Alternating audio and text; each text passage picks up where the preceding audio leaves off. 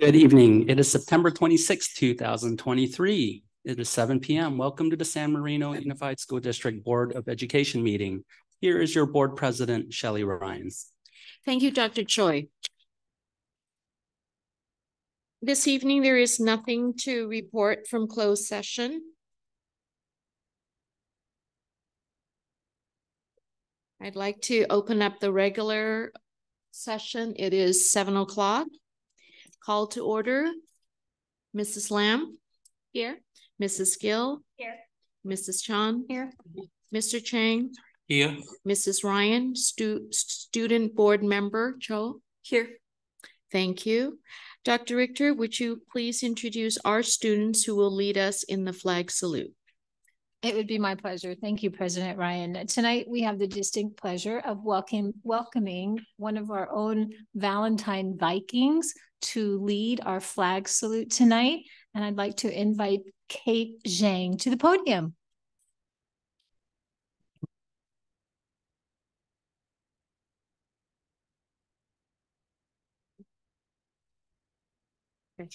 Good evening. I would like to extend a warm welcome to Superintendent Dr. De La Torre, Board President Ryan, distinguished board members, executive team, and all those in attendance tonight. My name is Kate Zhang, and I'm a 5th grade Viking at Valentine Elementary School.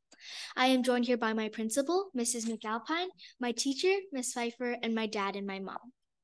My years at Valentine Elementary have been delightful. I first joined Valentine during 2nd grade with Miss Abu Ghazali.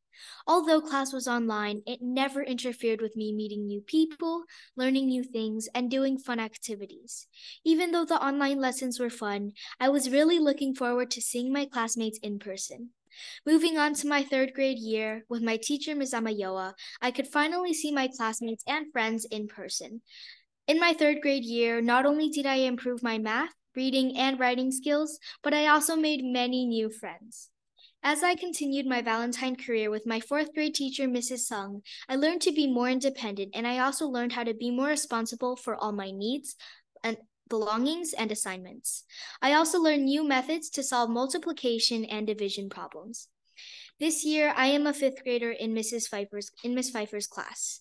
As students from Valentine grow older, it is essential for us 5th graders to be role models to the younger students and show heart. At Valentine, we are a PBIS school, which means Positive Behavioral Interventions and Support. Students can earn heart slips by being helpful, empathetic, accepting, respectful, or trustworthy. At the end of every 2 weeks, a raffle is held, and a student from each class will win a prize. These traits will help us be good, responsible citizens as we prepare for middle school, high school, or even college.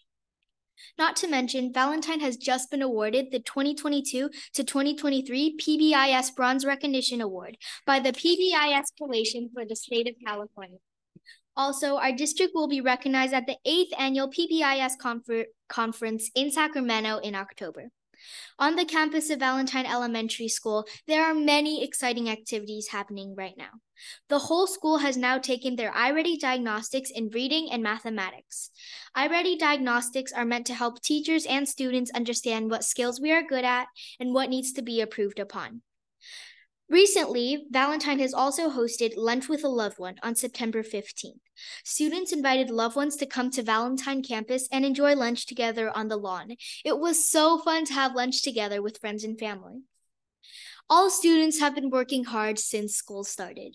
In TK, children are becoming better at mastering everyday classroom procedures, and they are becoming better at writing their names and learning good manners. Kindergarteners are learning about weather safety, and each week a different color is celebrated by various activities. Students get to sing, dance, and dress up in the weekly color. 1st graders have started learning rotations. They now have a different teacher for social studies, science, art, technology, and more. 2nd graders are identifying different animals in science, and in language arts, they are writing kind letters along with personal narratives. Third graders are starting to read and write fables along with science and technology rotations. During these rotations, students rotate to different teachers to learn about 5 different science topics and learn technology skills. Fourth graders are currently working on a writing and art project about the California regions. They have recently started researching and drafting their first writing piece, a fairy tale. Fourth grade is also looking forward to a field trip to see The Wizard of Oz at the San Gabriel Playhouse. Fifth graders have the privilege of making Thursday announcements to the whole school. We are learning about the early colonization of North America, and we are also learning about the Earth's spheres. Additionally, fifth graders will soon start after-school band, orchestra, and choir, which will help us prepare for the fantastic music program at HMS. Tonight, as I welcome you to the San Marino Unified School District Board meeting, I would like to pay respect to our country and our flag. Please join us as we recite the Pledge of Allegiance. Please stand quietly and respectfully. Put your right hand over your heart. Ready, begin. I pledge allegiance to the flag of the United States of America and to the republic for which it stands, one nation, under God, indivisible, with liberty and justice for all. You may be seated. Thank you.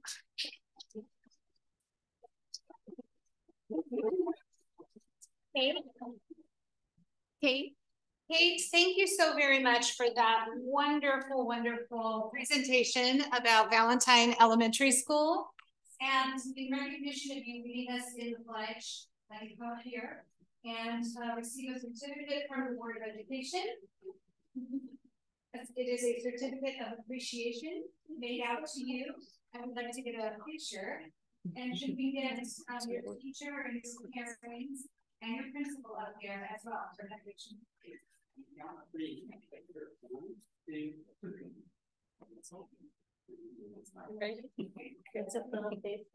I know. He's like, yeah, photo bomb. Great. I'm gonna come and leave us in social media. Oh, I think we usually end this.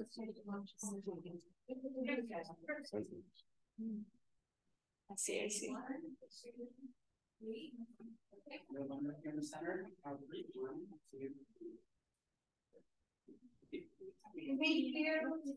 Thank you. Thank you so much. Great job.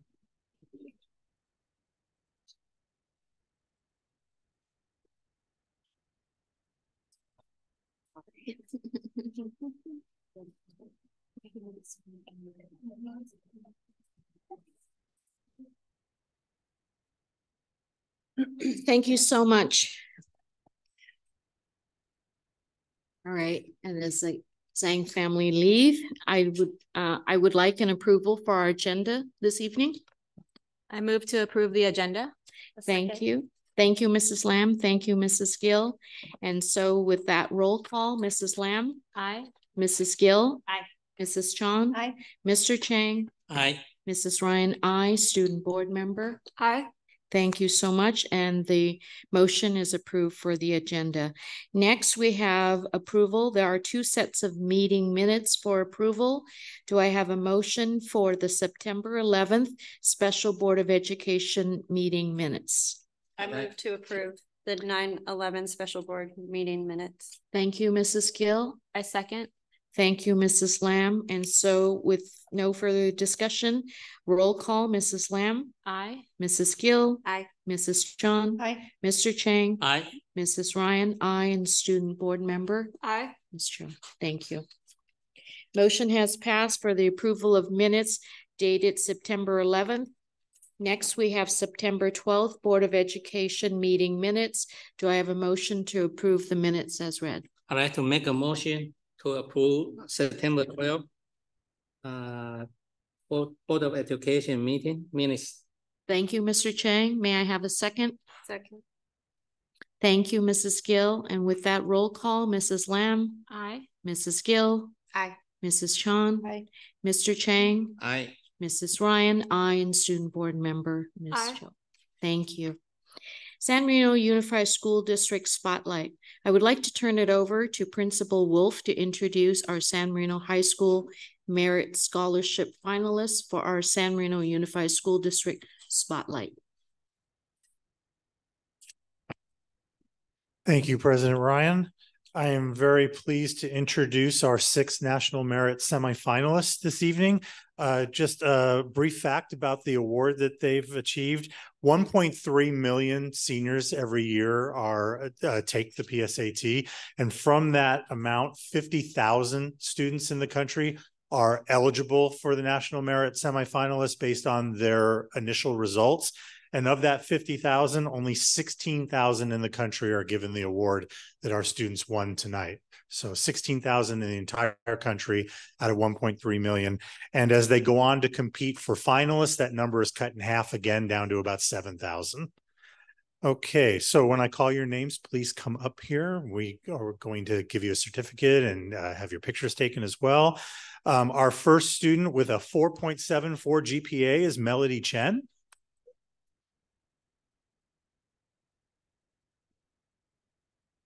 Our second student with a 4.55 GPA is Kathy Gia.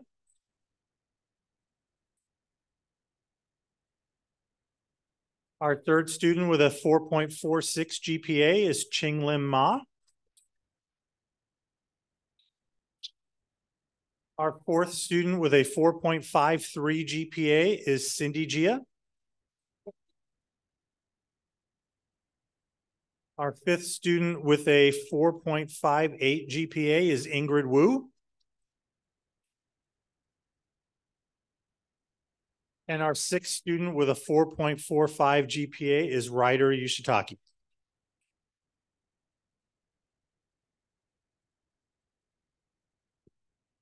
So congratulations to each and every one of you. You're exactly the students who make us so proud to work hard on behalf of you every single day. So we are exceedingly happy that you brought this award home to San Marino, and we wish you well in your future endeavors. And I know that you'll be successful in becoming finalists, or actually winning the scholarship. Right? Grading on the money. Congratulations. We're going to get a picture.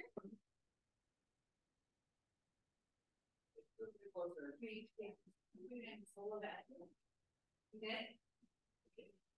Right here in the center on the count of 3. 1, 2, 3. Go ahead. Anybody else?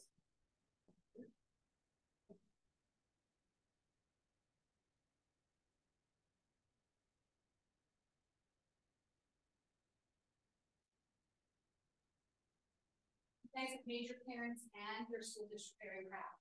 Congratulations.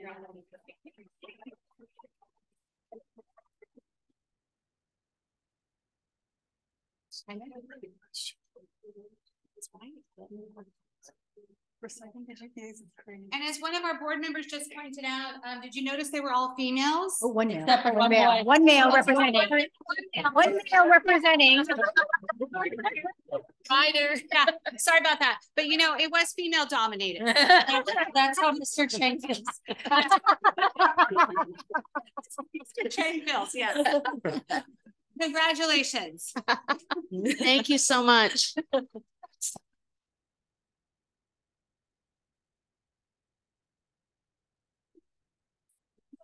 Thank you, Dr. Wolf. What a wonderful spotlight. Oh, there's more. Was there more? The AP count. Okay. Oh, that was next. Okay. Stay up there. Yes. Okay. Don't go anywhere. I would like to turn. Amazing. I would like to turn it back over to Principal Wolf to introduce our next San Marino High School student who received a perfect score. Did you say perfect score? Yes, I did. Perfect score on her AP exam. And so without further ado, Dr. Wolf.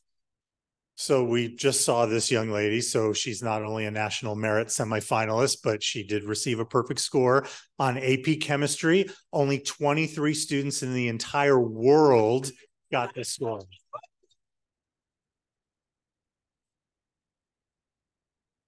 So Kathy Gia, come on up, please.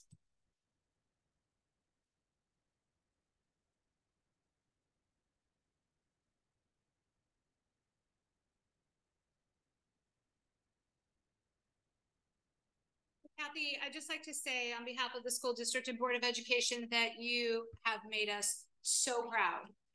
We were so excited to hear the news that you had received the absolute perfect score on the advanced placement chem test. It's just really impressive. And I have to say that we've received a lot of inquiries about you from the media. So everybody is really excited to get to know you better and learn more about you. And you really have put us on the map. So thank you so much for that. Also want to recognize and take this opportunity to say thank you to Cynthia Chubbuck.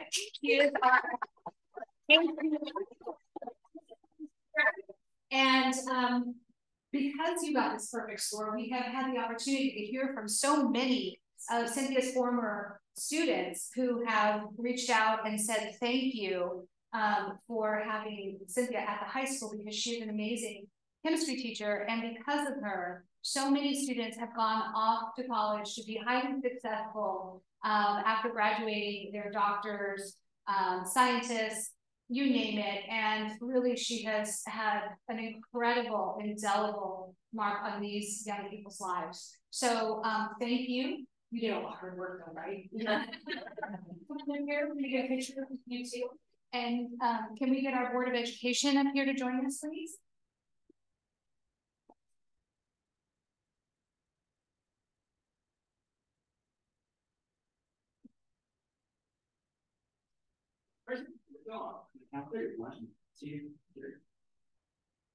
Okay, on the next.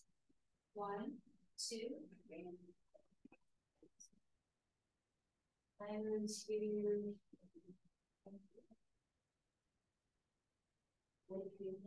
Congratulations.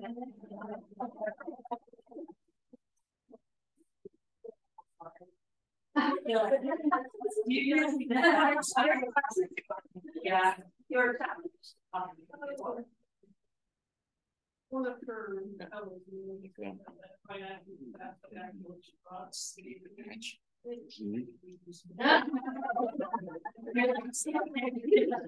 very question. That works. Yeah. Yeah. That sound too. It isn't even there.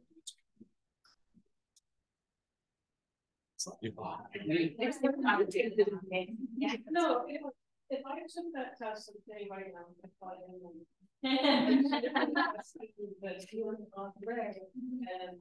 or just like a little mental state.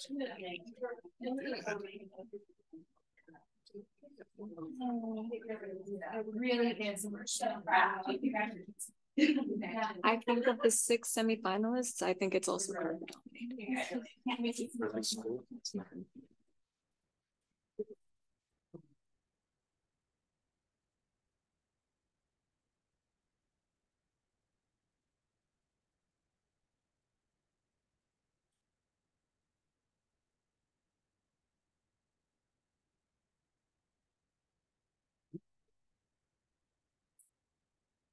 All right. Thank you, Dr. Wolf. Next, we have public comment. The Board of Education has adopted board policy 9323B to ensure the public's right to be heard in any matters pertaining to the San Marino Unified School District. Persons who wish to provide public comment will have 3 options to submit public comments. First, you may submit through an online form. As of this afternoon, there were no submissions. And if there were submissions, they would be provided to the board, but not read out loud. To request to speak during the meeting via Zoom, Dr. Choi. Thank you, President Ryan. We'll go ahead and pause for 1 minute to take requests to speak regarding matters that are not on the agenda, or items that are in the consent or information section, as well as the action items. So if you'd like to make a request, please press the raise hand icon, dial *9, or submit a public comment card.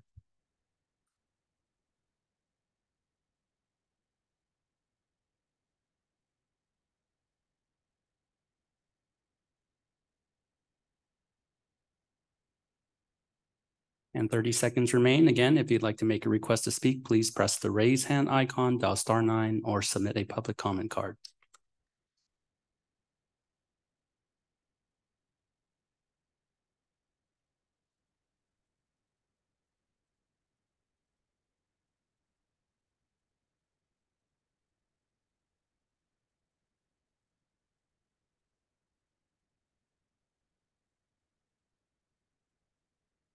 Okay, President Ryan, we have no requests.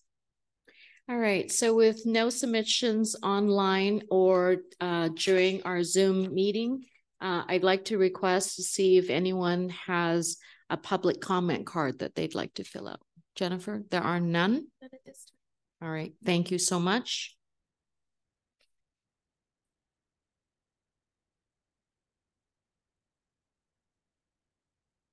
All right, this next section, I'd like to turn it over to Dr. Richter to conduct a public hearing. Thank you, President Ryan, members of the board, student board member, Superintendent Dr. Delatorre, and cabinet. The San Marino Unified School District Board of Education is holding a public hearing this evening for resolution number 8, the sufficiency of textbooks or instructional materials. This hearing is in compliance with Education Code 60119, which requires the governing board of each school district to hold such a hearing each fiscal year on or before the end of the 8th week of school. The end of the 8th week from the first day school begins. Notice of this hearing was posted for public review in 3 locations: the district office, Huntington Middle School, and the San Marino Unified School District website in advance of 10 days prior to this evening as required by the Ed Code. So Dr. Choi, may we please pause this meeting for 1 minute? Thank you, Dr. Richter. We are pausing for 1 minute to take requests to speak regarding the public hearing of the sufficiency of textbooks and instructional materials. If you'd like to make a request to speak, please press the raise hand icon, dial *9, or submit a public comment card.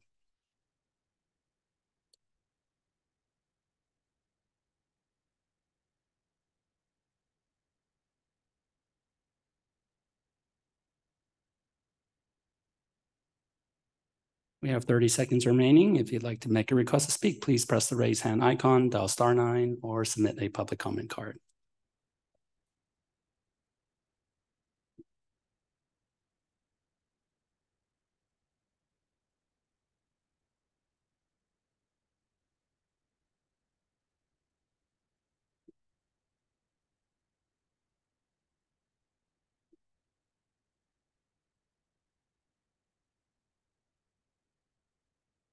Okay, we have no requests to speak, so this public hearing is now closed. Thank you, Dr. Choi. Item 9 is the consent section. Do I have a motion to approve the consent section 9A through 9E? If you could approve the consent agenda. Thank you, Mrs. Sean. Second. You're looking at me because I said 9E and I meant to say 9A to I. 10. A to I. 10. Section 10, A to I. Yeah. Okay, it's numbered 9 here. So A to I. Thank you. Hang on, let me correct that. In the consent section, number 10, may I have an approval for consent section 10A to 10I? Move to approve the consent agenda. Second. All right, didn't hear that. Thank you, Mrs. John. Thank you, Mrs. Lamb. With that roll call vote, Mrs. Lamb. Aye. Mrs. Gill. Aye. Mrs. Chon. Aye.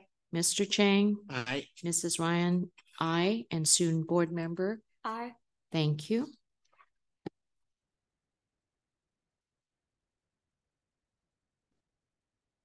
Number 11 is the communication section.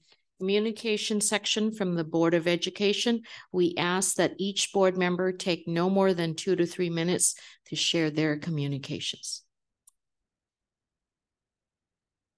Right. Let's begin with Mrs. Lamb. I will go first. Thank you. So on September 14th, I attended the Carver family picnic. So that was brought with a lot of joy. Dr. Delatorre said that it's kind of like being at Disneyland, which Principal Stewart said as well. And I had my doubts, but then I closed my eyes and it did sound like Disneyland. So it is true. There's a lot of joy and laughter there. On September the 21st, I attended the Medical Arts Academy ribbon cutting ceremony, which a lot of people here currently have also attended. And it was a great ceremony planned by Dr. Richter. Thank you very much for that. And a lot of people in the community showed up, and I thought it was such a great representation of how united we are in San Marino, showing up for such a prestigious and honorable academy that we've now launched. And on that same day, I also attended a Partnerships for Awareness board meeting. And something to share from that is we're doing Red Ribbon Week, which is something that we do every year. So more to come from that. Different activities are going to happen at different schools. And it's mainly to promote healthy living, active lifestyles, and a drug-free environment. Thank you. Thank you, Mrs. Lamb. Mrs. Gill. Hi, thank you. In addition to attending the Medical Arts Academy ribbon cutting, which was incredible and just makes us all just so proud. Such a prestigious thing to be able to offer our students. So in addition to that, I attended the San Marino High School PTSA meeting. I attended the HMS PTA meeting, and Lauren Shen is probably on Zoom, and I figured she comes to all of our meetings, so I should go to her meeting. And today I did attend the memorial service for Nam Jack, who was a former board member. And I was just thinking when I was reading about her, how we try to define what a global citizen is. And that's one of our board goals, to like create these global citizens. And she's just such an exemplary, model of that, and how much she gave back to the community. And so I just wanted to share that. So thanks. And excited for homecoming. Thank you, Mrs. Gill. Mrs. John. Thank you. So in addition to the activities I attended as well, we had a FAC meeting, and that was a great opportunity to start the conversation around the site committees, priority facility needs, and what the different committees were identifying, as well as give the advisory committee the opportunity to give their input on those areas. So I think we're going to start seeing some of that work come back to us maybe in a month or two as they continue to fine tune all of that information. Also went to the Medical Arts Academy ribbon cutting ceremony, which was so well done. So thank you for putting all of the effort into that. And one thing I just wanted to mention too, I was looking at our donations report in our consent agenda, and we had donations from the 4 schools totaling $440,000. And I think we sometimes forget and take for granted that the parents are so generous to give us those monies, and those are all first aid packet monies. And that allows us to continue to do what we do without eliminating key programs for our students, so that they really do have that higher quality education. And the reason that I bring that up is because it was such an interesting number. It was almost exactly to the number we were given for the Medical Arts Academy.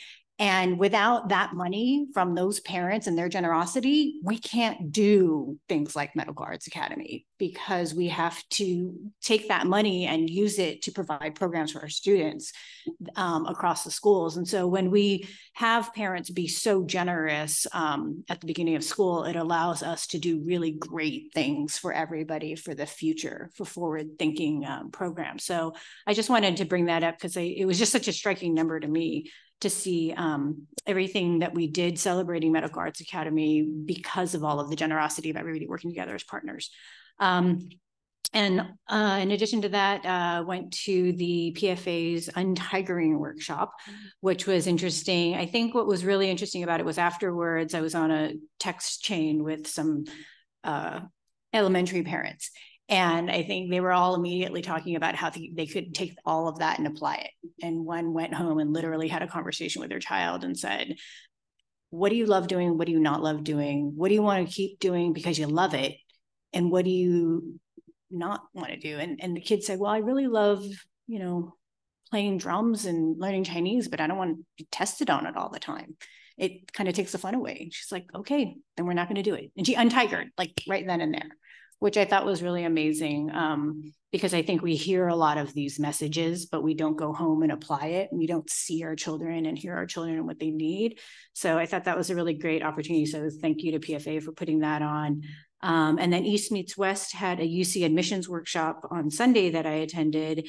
And I think it's something we need to watch, because with the legislation mandating an increase of in-state enrollment students, they're looking for strategies at how to increase and reach out to more California students. They've got to bring those numbers down from about 26, 27% down to 18%, which means we're going to see 10% more California students go into those UC schools.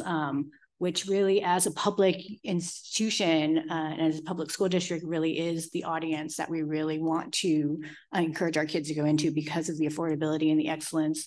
The UC rep said that all 9 or 10 of the schools are in the top 100 colleges in America for public schools. And that's amazing to have that in our backyard. So I just wanted us to start thinking about ways we can kind of keep tapping into that. Thank you, Mrs. Chang. Mr. Chang. First of all, I'd like to appreciate all party to support for medical academy. I think this is meaningful for me. And today I want to share what is the inside story I've been to recommend school district need have this project. I remember my son classmate, and it's excellent, and they get to the medical school, and then the last year, and he said he tell his mother said he doesn't want to be doctor. So I said, oh my God, you know, this everyone want to be doctor. So now I think because this community have a lot of medical field family. I think, but not applying to everyone because each student character is different. So I mean, utilize this program and let the student understand what is the medical field in the future, because they need to know. Yeah, besides just get the knowledge, they need to get some courage to be the doctor or to be the nurse. And the ER is not like the movie, everyone's the hero. Actually, ER is messy, you know, they have a lot of things that you have to do. Mentally, you have to be strong. So this is my personal the wish, you know, I hope, you know, with this program, everyone, family and student, they understand what's going on for this program. Secondly, on behalf of the board president, Sherry Ryan, I and Dr. Territory and Dr. Ritter, we attend the LACO, the event honor for the year of the teacher. So I bring some program book, so each board member, like, you can have one. I'm sorry, I should get one more for my student. Give it to her. Give it to her, and then yeah. There you go. So so this year we select and honor our Huntington Middle School teacher Irene Schaefer. I think Dr. Territory will also mention more.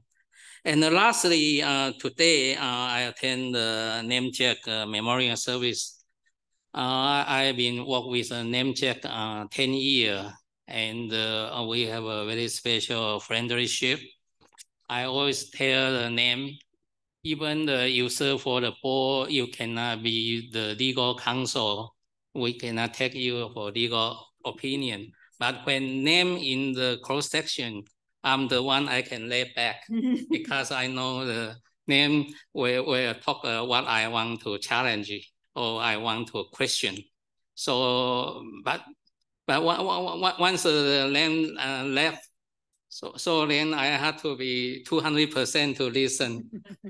what is the issue and legally what will affect to the school district. And besides that, I always say, "Oh, name, you are the little giant. You know, you have a leadership. Yeah, you know. I am also short, but name even more. You know, but my name when she present in a public, look like everyone had to listen." So I will forever to remember my friend named Jeff. Thank you. Thank you, Mr. Chang. And he set me up pretty well. I'm going to forego listing all the events and activities that I did attend. And thank you to the cabinet for setting up medical arts. And it was a wonderful ribbon cutting ceremony. And thank you so much for all of your hard work and effort. I'd like to dedicate this board meeting to my friend Nam Jack, who passed away recently. So today, I want to take time to remember and honor our beloved colleague and friend, Nam Jack. In my reflection, I can't help but reflect on the preciousness of life and the moments that define it. The average person lives 31,025 days.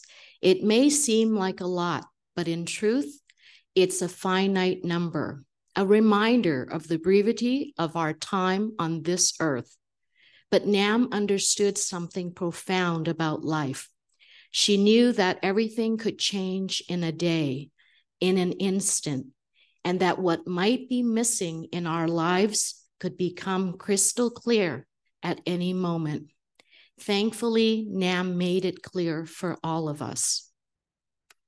Nam taught us that a full life cannot be a series of forgotten days. She lived believing that if you're not happy, change, shift gears, go all out, take a chance, find solutions. She showed us that later is not guaranteed and that life is not meant to be lived later. Instead, she sought and created moments, a laugh, a smile, a taste, a tear. These were Nam's gifts to us. Reminders to collect moments every day, because in finding those moments, our days would never blur. It was in those moments that we found ourselves.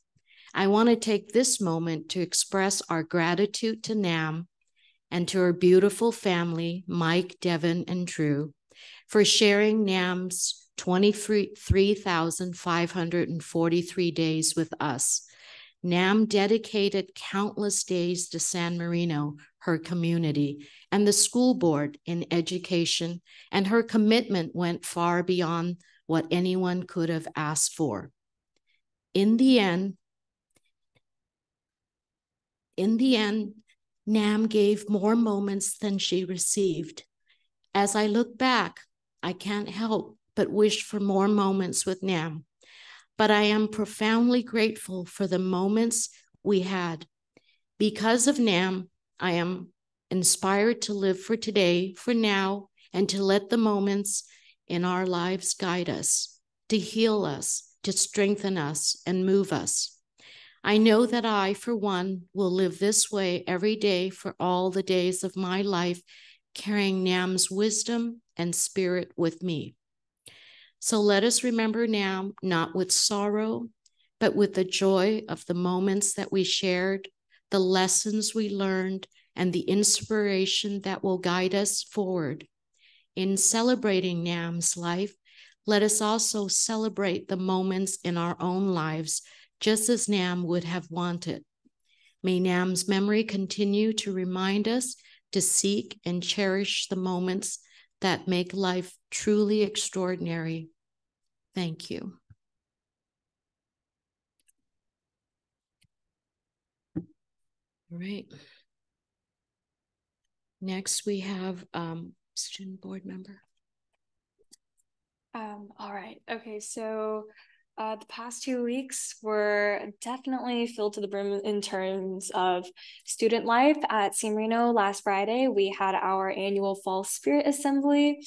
Super great, had everyone in the narrow auditorium with performances from every aspect of San Marino, including cheer, dance, band, even got comedy sports roped in this time. So very engaging for students. We had our first annual San Marino High School spelling bee, which you can imagine how that went. And so we also have a lot of great events to be looking forward to. As I've been mentioning for the past few weeks, homecoming is vastly approaching. So ASB is quickly working to put together our pep rally, events for the game, and of course our annual coronation dance. So super fun things in our future. On the HMS side, also super great. Their Pali trip started this past week, which really, oh my gosh, it's been 4 years since that was me going to Pali with all of my friends. So I've been talking to some of my friends whose younger siblings are finally going on that trip, and they're all looking forward to the rock courses and the archery, and of course the bonding aspect that is so beneficial having this trip so early in the year. Also at HMS, I saw that they had a 6th grade dance and a 7th and 8th grade dance put together by their ASB. I also heard from some of my friends' younger siblings that it was quite a night. And what I really like about HMS's focus on social media this year is that it's such a great way to provide nostalgia for some of the older Titans who won't be so close to home and won't be so close to this like kind of community. Moving on to the elementary schools, Carver. I was also at the Carver family picnic. Saw some of you guys there. Very cool, very cool. Providing a volunteer's perspective for some context, I've been volunteering at the Carver family picnic almost every single year after I graduated Carver, with the exception of the COVID year. And this being one of my lasts, I guess, like the last time I'll be volunteering at a Carver family picnic, I'll really miss the atmosphere. Like Ms. Lim said, it really is like Disneyland, but in your own backyard. Just so great to see all the kids on a school night, like at school, like just so great. And then also last Friday, Titan Music, so our marching band and I believe some members of our sitting band also went over to Carver and I believe some other schools to perform. So very busy day for the marching band that day. It was also the same day as our Fall Spirit Assembly. So I remember literally right before they were about to perform for the high school, they were out of breath because they ran straight from the bus after coming back. So love to see the commitment. And then lastly, but not least, on the Valentine's side, I got a firsthand testimonial for Lunched with a Loved Ones. One of my friend's little brother is currently at Valentine, and I had a delightful conversation with him about how his dad brought him Chick-fil-A, and all of his friends were so jealous. And it's just those little moments that I'm so glad that San Marino provides to not only be growing as an individual, but to be growing with the people you love. And so that concludes my report. Thank you. Communication from the superintendent, Dr. Delatorre. Thank you, President Shelley Ryan, and members of the Board of Education and executive team, student board member Megan Sean. I want to thank you, President Ryan, for such a lovely tribute to Ma'am Jack. She was a fierce advocate for students and for their education, cared deeply about our community and our school district and our kids.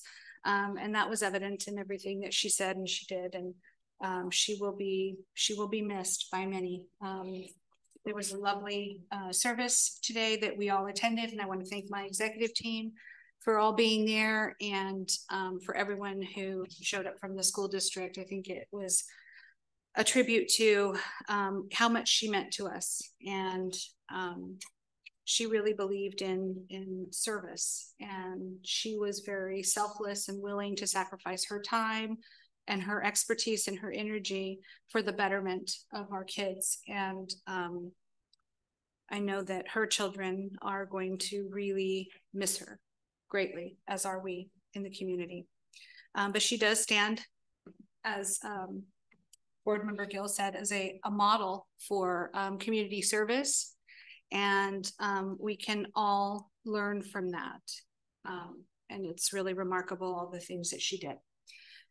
But I do want to say thank you to Dr. Lena Richter for all of the effort and energy. I know you've been thanked 1,000 times by many people, including our amazing Board of Education, but I know how tirelessly you worked on the medical arts ribbon cutting ceremony. And this past year, all the planning and the late nights and the telephone calls and just working with PCC on putting the pieces together to make sure that we have a stellar program for our kids. So thank you for your work on that. I really, really appreciate it. Last Friday, as Vice President Chang mentioned, we went to the Hilton, the Universal Hilton, to celebrate our Teacher of the Year, Eileen Schaefer, and she is a special education teacher at Huntington Middle School. She has a wonderful heart for kids with special needs. She is an amazing educator, very authentic and genuine and caring and smart. And we really had a wonderful time celebrating her and her accomplishment as Teacher of the Year. I know Principal Hazlett would have been there, except that she was with our Huntington Middle School students on their outdoor education experience. And so I heard that that went very, very well. Our 6th graders came back without any difficulty. We had some challenges with transportation, but we're working through those now. And the most important thing is that the kiddos had a great time. I was able to come over there and see just a few of them coming back from that trip, and they were smiling from ear to ear. And Francesca Gill, our wonderful board member, was kind enough to share a photo that she had taken of the kids when she picked up her son, James. And they just look so excited and happy, and all the stories that you hear from the kids. It's a great experience for them to come together and bond and learn and grow in a completely different environment. And so I'm really happy that we're able to provide our students with that experience. Also, I just wanted to say that the high school team, who is very new to our district, has been doing an outstanding job. Dr. Wolf and Mrs. Penalora have really hit the ground running, and they are just taking the high school to new heights. And I'm very proud of the work that they're doing and very impressed with how much they've been able to accomplish in a very abbreviated amount of time. So every day I feel more solidified in the decision that we made to bring this team here. And I just feel like Dr. Wolf has fit right in and taken the reins and is really, doing a great job of communicating with all stakeholders and all educational partners. And Sarah, who came later, has fit right in as well, and just is building relationships and getting her hands, in everything, and working hard to elevate our counseling department and our instructional practices at San Marino High School. So thank you so, so much to both of you. I know it's not easy coming in late because you have to do a lot of catching up, but the two of you are doing great work, and I'm very proud of that work. So continue all the wonderful things that you're doing. And you're in between 2 veteran principals, right? who have a year under their belt now, right here in San Marino, but they're doing great work too. And Mary Hazlett has just been doing an outstanding job at Huntington Middle School. So I really am very proud of all of you and the work that you've been doing. So I just wanted to take this opportunity to thank you as well. Okay. Thank you so much, Dr. Delatorre. Next is information items. At this time, I would like to turn it over to Superintendent Dr. Linda Delatorre for the 2023-24 San Marino High School Board Goals presentation. Yes, thank you, President Ryan, members of the Board of Education, executive team, student board member. We are very pleased to introduce Principal Wolf and Assistant Principal Penalora to deliver to the Board of Education the San Marino Unified School District Board Goals presentation, which aligns the school's action plan with the Board of Education's 4 goals. And I will turn it over to you, Dr. Wolf. Thank you, President Ryan, members of the board, Dr. Delatorre and cabinet. First of all, it's a little hard to do this now after your kind words. Thank you. And like any good veteran principal, I'm making Sarah do everything. So she deserves the credit. Yeah. I'm happy tonight to present San Marino High School's plan to achieve the school board's goals for the year. And am I using this clicker? Okay. All right. So for the first goal of safety and wellness, as you've heard from all the other schools, we are continuing to work with Mr. Crabb and on our plans, safety plans. He's actually had meetings with teachers and looking at the campus. We've had our first drill that was very successful, and we're coming up to our next one next month. We used Catapult, which was great because it was our first chance to see how many of our teachers were taking attendance using their phones. And we had, I think, we think we had 100%. The drill got canceled before the last two classes were able to put their roll in, but I'm pretty sure those teachers had it. So that's really great because they're not required to do it, but we're really happy that San Marino teachers have chosen to use their personal cell phones and make sure that they're using the best technology for safety. We, of course, have our amazing wellness center. You can see the pictures from there.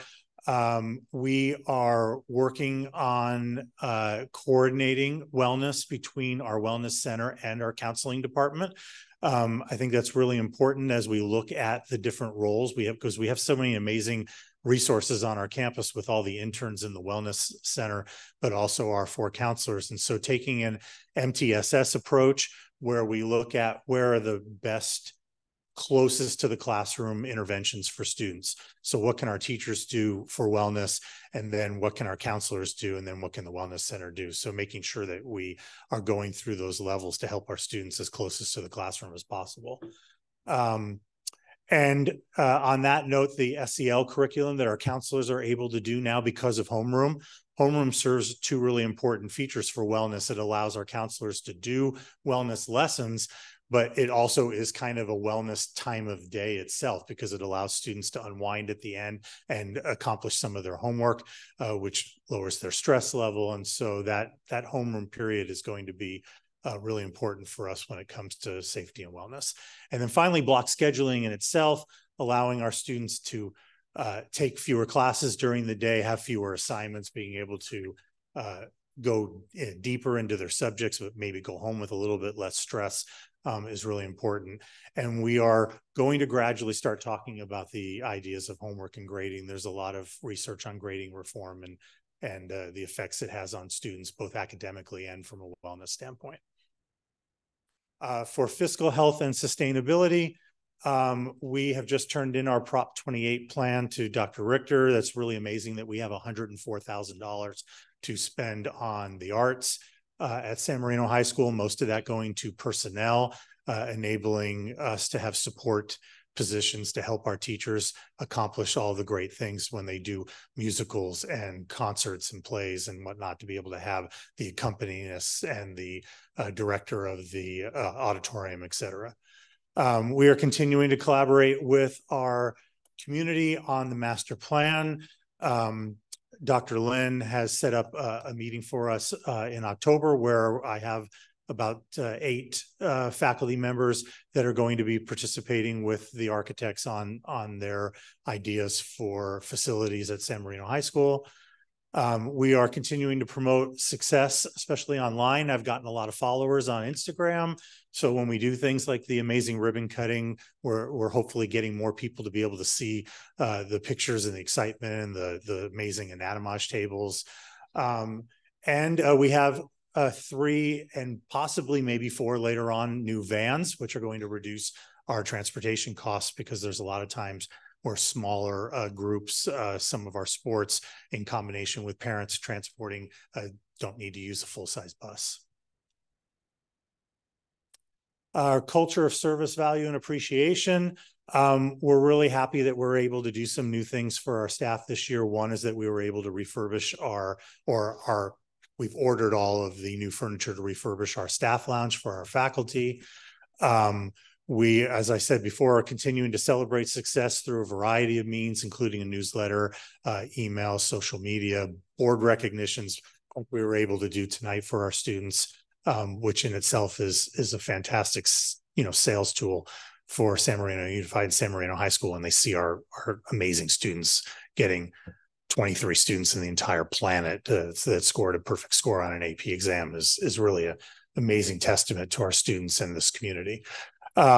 We've reinstated the social committee at San Marino High School, which is going to be putting on a variety of events for our staff and faculty to recognize them when they do really well, and also just to have social bonding opportunities for our staff.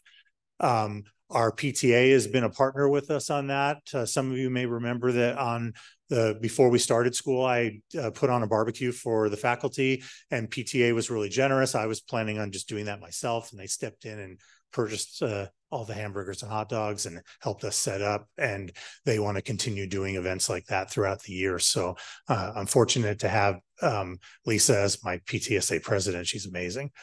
And then finally, we're concentrating on having a presence at all of our schools and athletic events. Sarah and I have been at pretty much every sport by now, I believe. I go to all the away and home football games. We try to go to every event possible so that people see us, they can talk to us.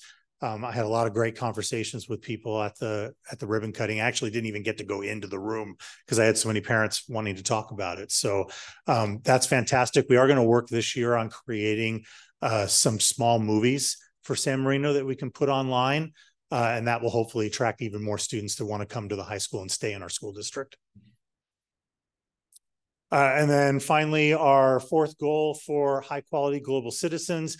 As some of the other schools mentioned, we are continuing with the restorative practices cohorts and the UDL cohorts. Dr. Richter had our first meeting with our second cohort of restorative practices teachers. So we're looking forward to seeing some of those things being implemented in our classrooms. I've been working with our staff during faculty meetings to look at data. We're specifically looking at some of the English language arts question areas that are not tied to English classrooms. So things that our science teachers and our social studies teachers can do with our students to help their literacy and help their scores on the CASP.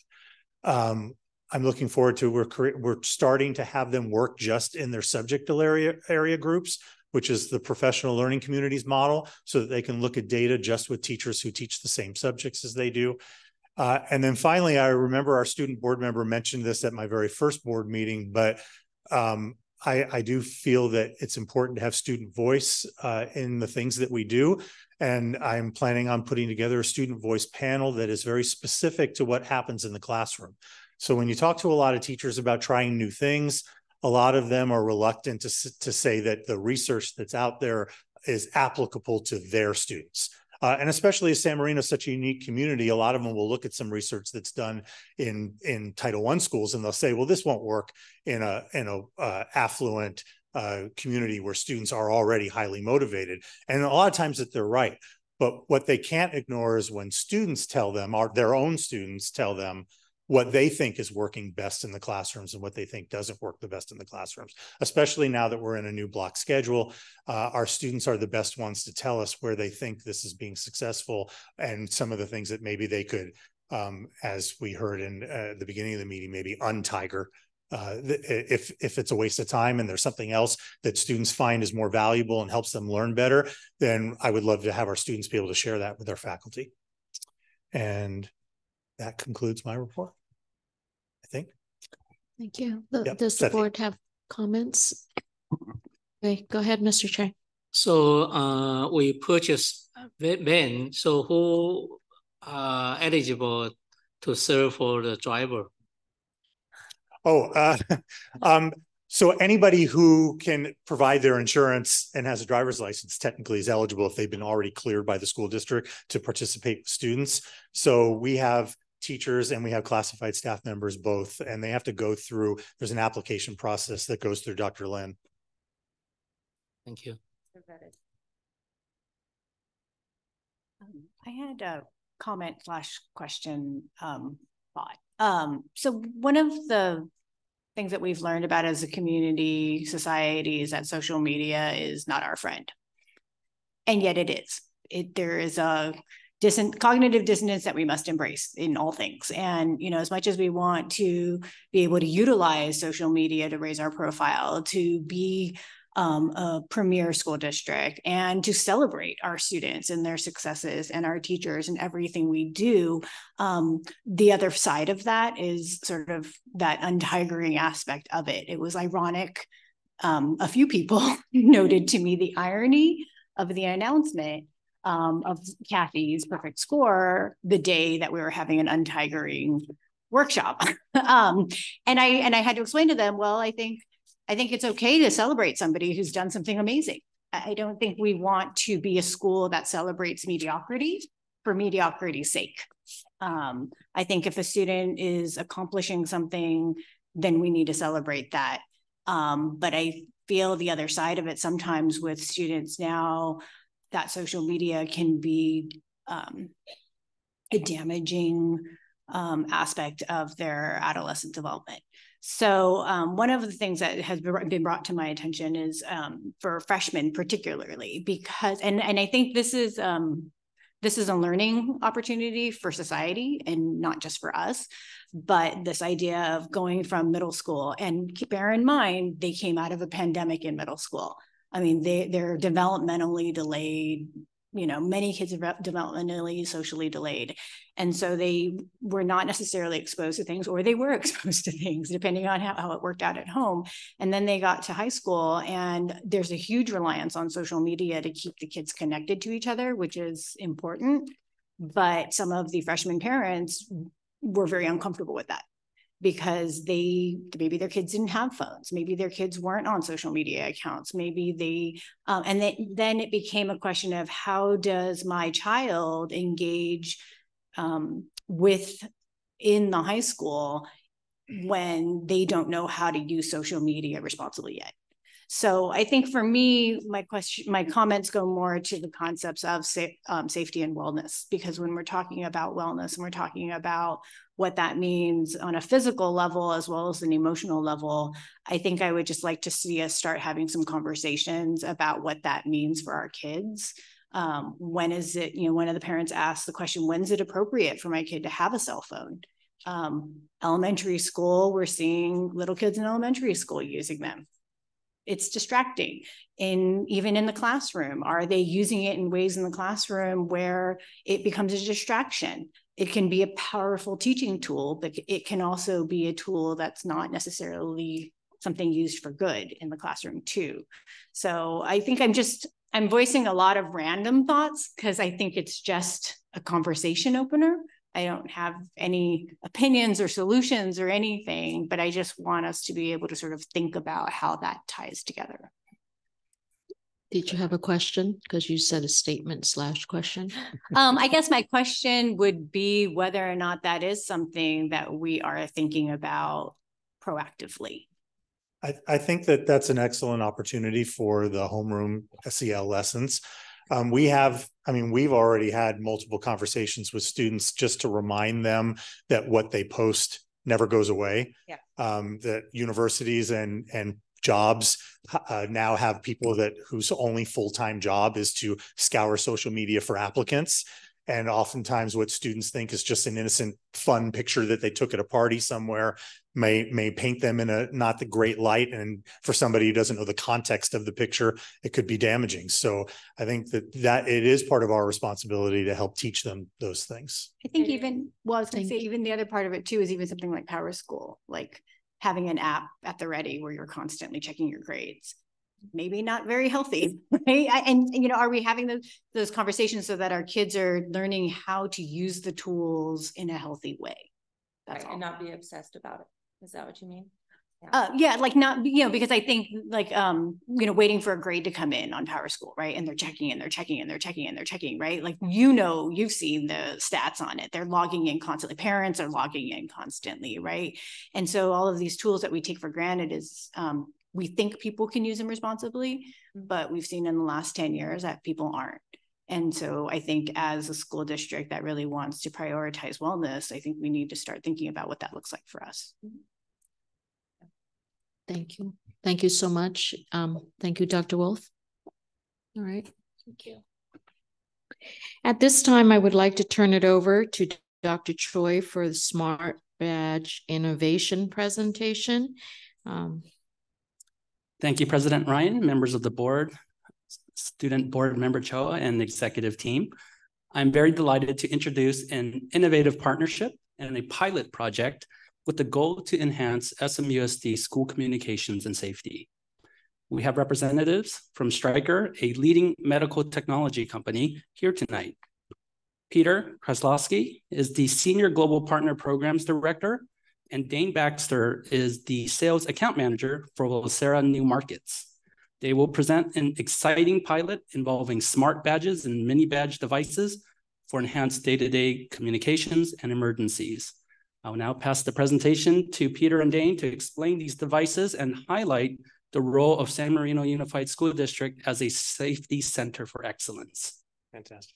Thank you, Dr. Choi. I really appreciate it. Thank you so much. It's a real honor to be here tonight. You know, being a part of this, first time here at a board meeting, of course, but to see the way that that you've honored students tonight, the teachers who've been a part of that. I mean, this is a really special place, and that does not happen by accident.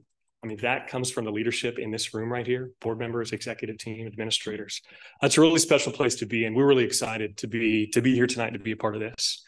So tonight, I'll very briefly, who is Vocera? Who is Stryker? What do we do? What do we do that's different from some other communication companies? And why San Marino? Why this partnership? What does this look like for you and going forward? So I will tell you that from the very beginning, our founder, his name was Rob Shostak. Rob was a nerd. Okay, Rob was a very technical, very smart individual, and he actually is responsible for writing the SQL database. I mean, that's an older database, but it's still, but it was used, and he wanted to create something that he was a huge Star Trek buff. I mean, everybody in here, I'm assuming, has seen Star Trek, and he wanted to be able to press his shirt and call someone. And so that's really what he invented. He invented this little device that you clip onto your shirt, you press it, and a genie will talk to you. You respond to the genie with some voice interaction. Again, this was 20 years before Siri and Alexa. And so he brought this around. He started showing it around Silicon Valley. And because it was really a solution without a problem to solve. It's like, okay, what do we do with this? So in some of the conversations, somebody said, hey, you know what? I think a hospital really might be able to use one of these. And so we started as a company 20 years ago to, one of the first hires was a chief nursing officer at Vocera at the time. And we started to build a company around safety, security, and efficient communications in a healthcare environment, focusing on nurses, focusing on the caregivers that were closest to the patient. So as we look at Vocera, Vocera really is specifically focused on what we call mission critical communication. Today, we're in 2,500 hospitals. We are the standard for Kaiser Permanente. We're the standard for UCLA. We are in the Cleveland Clinic, and not just here in the US, but in London and Abu Dhabi as well. Nurses and doctors and healthcare workers are using this on a consistent basis. So the focus at Vocera has always been to keep nurses safe and to provide better patient outcomes in a healthcare environment. And so when we had a conversation actually in 2018, we got a phone call to Vocera, and the phone call was from a group called Armored One. Armored One is a security consultant group out of New York, out of Syracuse, New York. And after Sandy Hook, the founders of Armored One said, like, the founder, his name is Tom Chiz, and Tom realized that he was within 10 minutes of Sandy Hook, and there's nothing that he could do to stop that event from happening. So in 2018, after Parkland, he called Vocera, and he said, since then, we've been to nearly 50 schools post these traumatic events that have taken place. He said the number one failure point that we see in all of these situations, it's consistent across the board, is a communication failure. He said, we have seen Vocera in a hospital. They saw it at SUNY, State University of New York, in that hospital up there. And he said, we would love to partner with Vocera. Would you partner with us? Would you partner with us for our mission to protect students the same way that you've always protected nurses and patients in hospitals? It was a natural jump for Vocera. So our first district was up in New York. And I kid you not, we trained the staff on March 15th, 2020. Remember that day? remember that day before the world shut down, right? So post a year and a half later, the superintendent left, the assistant superintendent left. So we tried to kickstart that particular deployment. It was a challenge to do that in that school. And so as we have been growing, and then in between there, Vocera was, in early 2021, Vocera was acquired by a healthcare company called Stryker. Stryker, you may or may not know, is a global medical device company, 45,000 employees, $16 billion revenue, plus or minus around that. It's a big, big company. It brings little Vocera into the fold, and we start to see how can we start to integrate, how can we start to connect the dots between the Vocera solution and what Stryker has done historically. So I will tell you that going into Stryker and talking about Vocera and the message of how we can go into schools, the executive team said, this exactly aligns with our mission.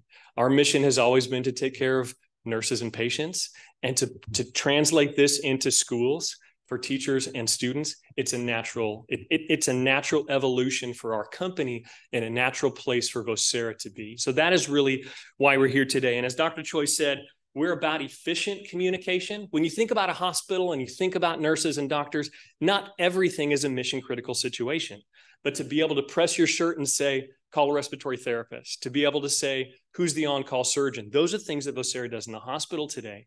And so as we've been sitting here and listening, I mean, just the ability, like what Ben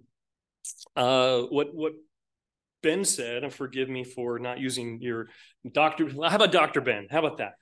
So, this idea of being closest to the classroom, teacher first, counselor second, for the teacher's ability to have a device that says, hey, I need to contact a counselor and do it discreetly.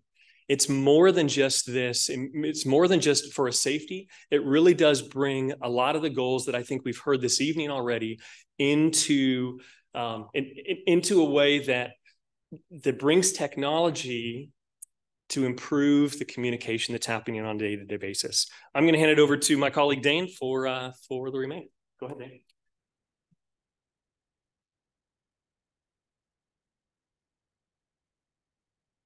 We'll skip through some of these. I know Pete didn't touch on this, but we'll kind of just some high level stuff of how the device works.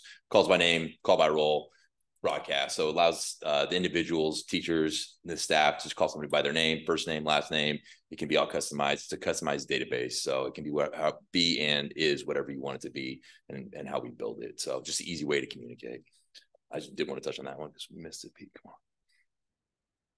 But at the end of the day, as Dr. Choi and I and Peter have been speaking over the past few months, is Stryker has identified the education market as a vertical that we really want to take. What we have today in the hospitals that connects doctors and nurses and staff to save lives, we want to take that technology and expand into the education market.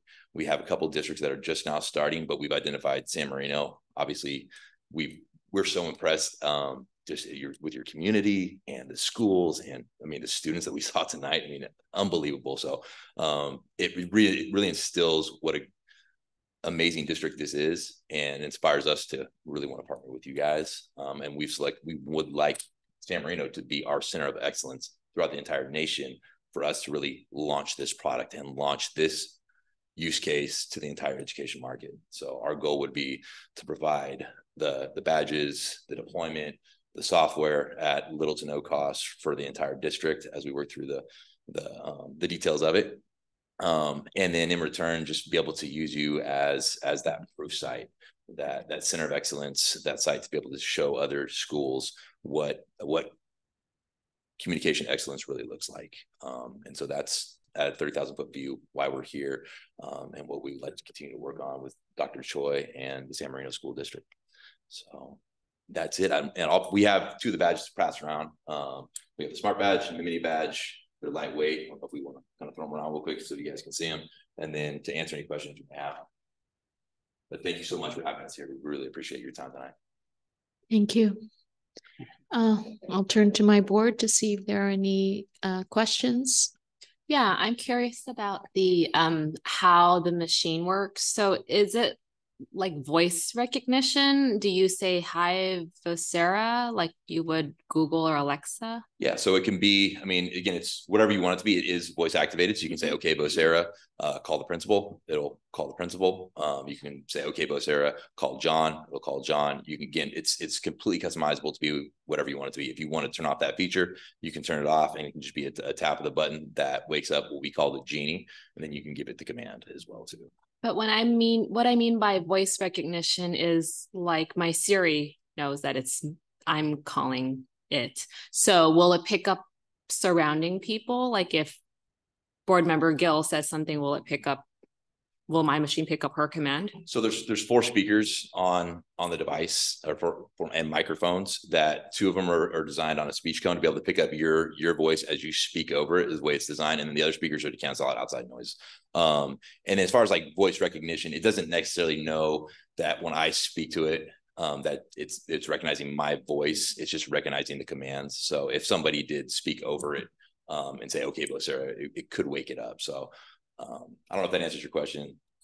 Yeah, kind of. Related to this machine, when, like, let's say I'm assigned this machine, is there data being stored where, like, I've commanded so many commands? So yeah, yes and no. Again, it's what you want it to. If you do want to have analytics behind it, we can track, who's using it, how often they're using it, who they're communicating with. So we can track that if you want, or we can go ahead and turn that off. So again, it's whatever you want it to be in that regard. It's not tracking or recording any of your voice data that's going back and forth. It's speech rec, not, but it's not a voice print. So there is a wake word. That wake word is okay, Vocera. So the same for, hey, Alexa, hey, Siri, I could wake up half your phones by doing it, right? But there is a wake word for okay, Vocera. And then built into that are a series of commands. The most common commands would be call, broadcast, urgent call, urgent broadcast. The buttons, the devices themselves also have a dedicated panic button. And that panic button opens a broadcast channel to the team that's been designated to be on that, right? So if there's an emergency, a medical emergency, or something, more significant, then that opens that channel so the individual who's there can talk, have that one-to-one communication or the one-to-many communication. I have a question. Yeah. What kind of term are you proposing for a partnership? Yeah, so we think, what we would like to do is identify what the goals are for the project. What are the goals for the pilot? And typically, we would say maybe there's a survey that the staff take a survey ahead of time around communication. How do you feel about communication today? Where are some areas that you like to improve? And then we do maybe a 60-day pilot, 60-day trial. And so then we'll do a post survey as well to see what the feedback has been from the team. I know that you use Catapult in the district, and we really see Catapult as an opportunity to collaborate and to integrate with Catapult, maybe as a 2.0 for the project. In the healthcare space, we integrate with over 150 alert and alarm notifications, medical alarms, things like that. So we have the capability of receiving alarms to the badge. So for example, if a Catapult alarm was pressed, everybody on the badge could actually see it on their badge without having to look for their phone. Maybe their phone's not with them. So just as an example. So we do integrate with an awful lot. When you think about holistic security, there's always layers. Vocera is not the end all. The phone is not. So, and as you have redundancies built into your security system, that's really how you start to build this holistic approach to safety and security. Come on. But that's what we've seen. Yeah. And then to your question about term, we don't have nothing legally has been drawn up yet, but our idea would be to place all the hardware, do the deployment, build the software database for you. moving forward from there, the only cost we would have would be the ongoing maintenance and service cost. If you decide after year one, after we set everything up, that this doesn't work, you don't like it, we would just ask for the equipment back. So there's not like, we're not asking you to commit to use our product for a year, 2 years, 3 years. It would just be, in essence, a year to year after that point. Does that make that? So a year. Yeah. And like in essence, if we deploy it in the first 3 months and you don't like it, I mean, you just say, come pick up your stuff and we'll pick it up. And we don't believe that'll happen. Like I said, we're in over 2,500 hospitals and it's used every single day. But we're not really asking for any commitment from you up front. There would be probably some remediations to some wireless access points outside just to tighten up the usability in those outside areas. But so the question, the request of the district would be, if you do decide to move forward with this, there would be an annual software maintenance that you would pay ongoing. But the things up front would be at a significant discount. The badges themselves, the software, the deployment, the training, all of the things that we would do to set up the district for success. In return for us being like a case study. Exactly. So one of those is wearable, and the other one, what do you do with They both are actually. This one just doesn't have a clip. Okay. So they both come with the ability to put a lanyard or a clip on these. I mean, so we just didn't have the clip today. Oh, okay. Yeah, they're both wearable. Does it seem sort of, I mean, it seems like there'd be a lot of training involved with the staff as far as confusion about, do we use Catapult? Do we use this? Like, I mean, how do you answer that? Like, what should they do first? I mean, or why would they have two different, totally different platforms? Yeah, I think that's a great question. And I think that would be the combination of the administrators, the security team, maybe a Catapult representative, just to talk about, you know, what are those scenarios where this would be more appropriate in an emergency. But I really think the day-to-day efficiency of the communication that comes with this, because it becomes like your ID badge, right? You just press it, you know, find the principal, right? How many times does it front, you know, does he's like, let me also say that there is a do not disturb button on the top. So is there a location service on that too? No, I mean like for emergencies. Yeah, there is, and the location comes from the wireless access point. So as a part of the deployment, we name the access points. So for example, the access point in here would be boardroom. Okay. Right. And so if I said, you know, find Dr. Choi, the badge would tell me Dr. Choi is in the boardroom because we've named that access point. So we've built the back end for things like that. So does it have the capability? You said it can interact with Catapult, but yeah. Could you say to Vocera, create a Catapult alert? Is it capable of doing that? So I'm going to say TBD on that, to be determined, because we don't have any integrations today with Catapult, but we do standards-based protocols, like I said, 150 alert and alarm systems in the healthcare space. So we are very good at that integration piece. Mm-hmm. Every single one of our customers today is integrating Vocera to something, right? So an oxygen level goes out of range on a patient, and that alarm sends information to the nurse that's caring for that patient. Mm-hmm. So it's no longer an alarm outside the patient room. It's now coming directly to the person who needs to see it. And that can be escalated. There's, you know, secondary and tertiary that follows up on the next slide. I just want to add, these are excellent questions. And when we first looked and first met Vocera, we were really looking just for a solution to make sure that our staff was aware of a Catapult alert, because we were being faced with issues where we were getting reports from staff saying, I didn't know there was a Catapult alert going on. And every time I met and spoke with Pete or Dane, I learned something new about what this device can do. And I think that is really the most powerful thing about this type of technology, is that there are some unintended benefits. And that's exactly why we're doing a pilot. It's a big experiment. It's really for us to explore the options, to test to see whether or not this would be a fit and a solution for us. And given that it appears to be a fairly low risk pilot, I'm really excited about it. And I'm really excited about the partnership and their positive attitude in working with us. It can transform how we operate. So I'm excited. So I just wanted to clarify a couple questions here. So as a pilot program, then what are our financial obligations to this, either in terms of upfront cost or maintenance and training? So there's no upfront cost, and that is almost 100%. We're gonna hold you to that. Approved right now. So I'm gonna say this is being recorded. That's what we have gone to our executive team with. We've gone to our executive team and said, let me tell you about San Marino. Let me tell you about the pilot we're trying to do, again, to grow into the education space. And would you approve this $0, zero cost pilot going, for this time period? So we've defined that internally. That is not 100% approved, but we expect that to be approved.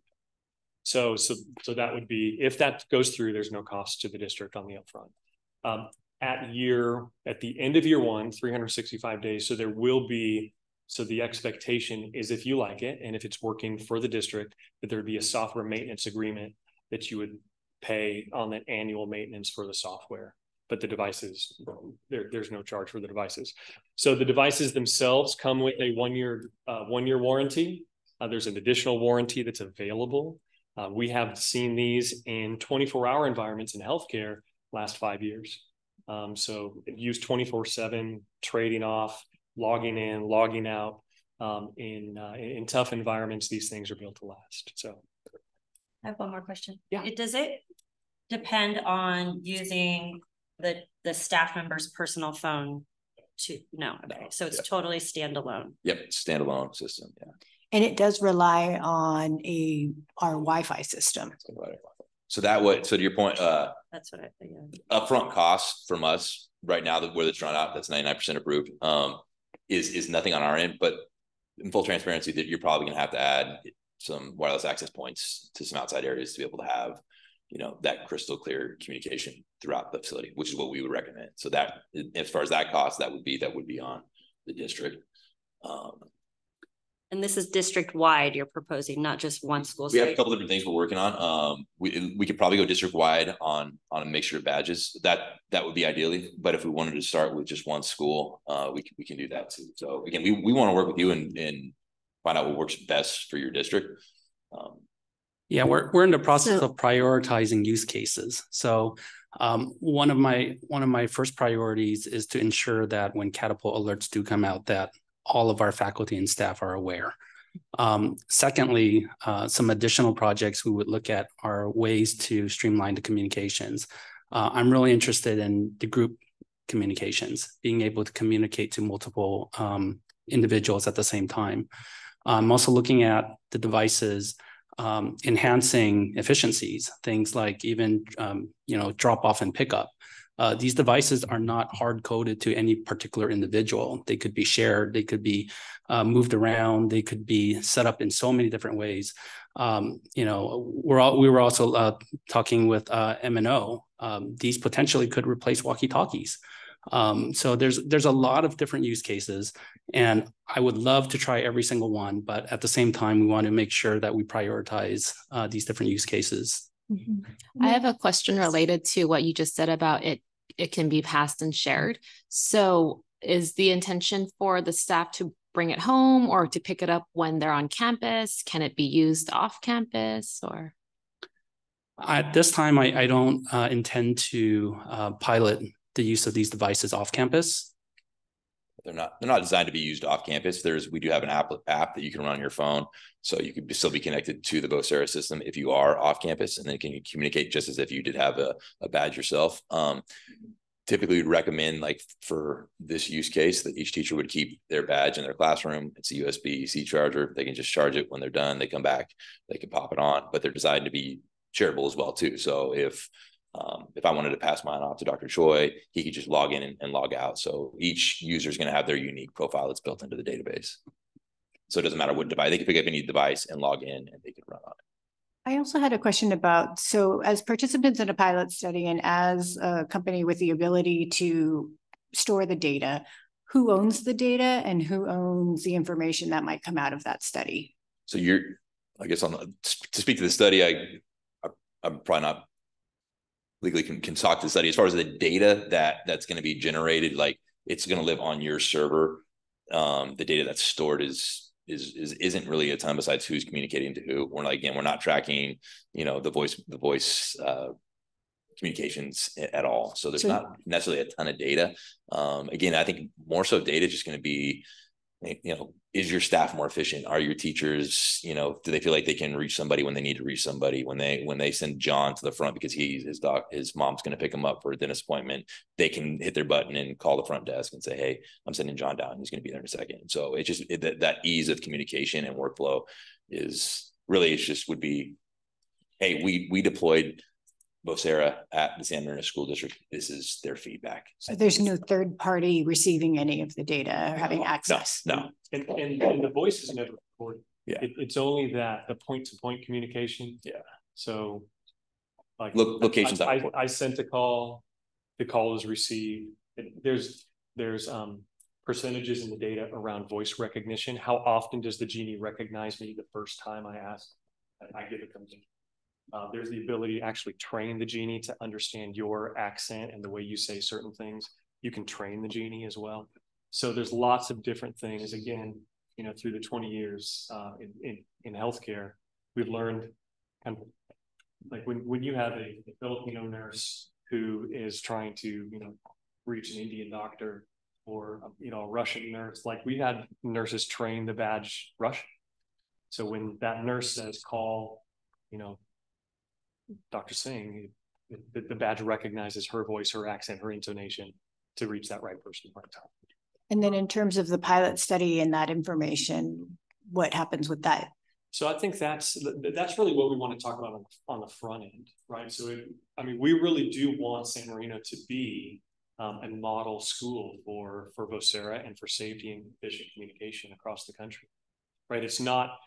This is not deployed in too many schools today. It's in a few. So we're in about 5 districts today, but we'd really like to see, to come alongside San Marino and say, let me show you an example of who's doing it right. So I know you kind of skirted around the question that was asked in terms of costs. So in the second year, what might the costs start to look like? Because I want to make sure that it's not cost prohibitive where, you've got us in this system, we're liking it, then all of a sudden we go off this cliff and then you say, oh, by the way, it's, $250,000.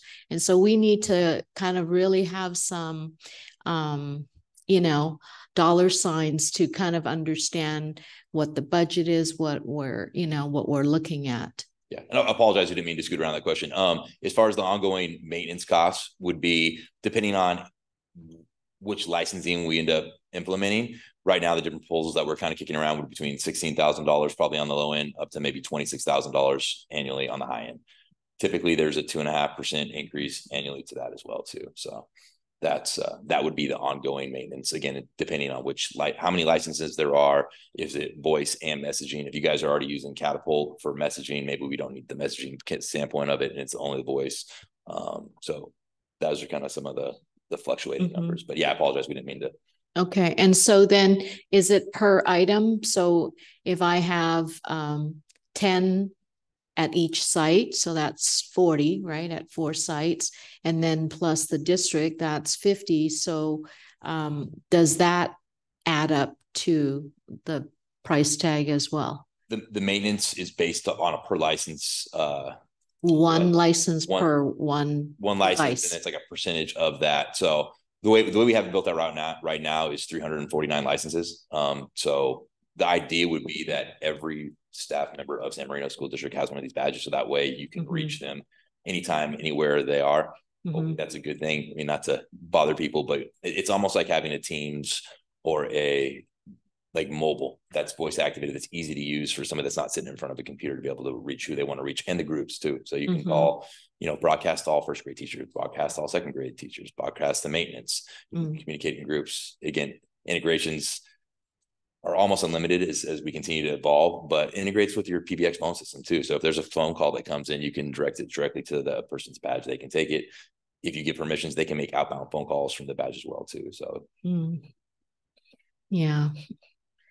Well, I can see we need to kind of work on that a little bit. I don't know if I want, a staff member calling out and making some, I'm not talking about 911 calls. Yeah. I'm not sure that I'd want like an elementary school teacher to call out, hey, we have the day off or something like that. And then people get the information incorrect. Like, meaning not everyone should be communicating directives or various information. We do want a communication system that's efficient, but I also don't want 300 people broadcasting whatever the directive is, because that's why we have administrators on site to kind of to do that, right? Because there are some staff members that might, call out, take phone calls, do other things.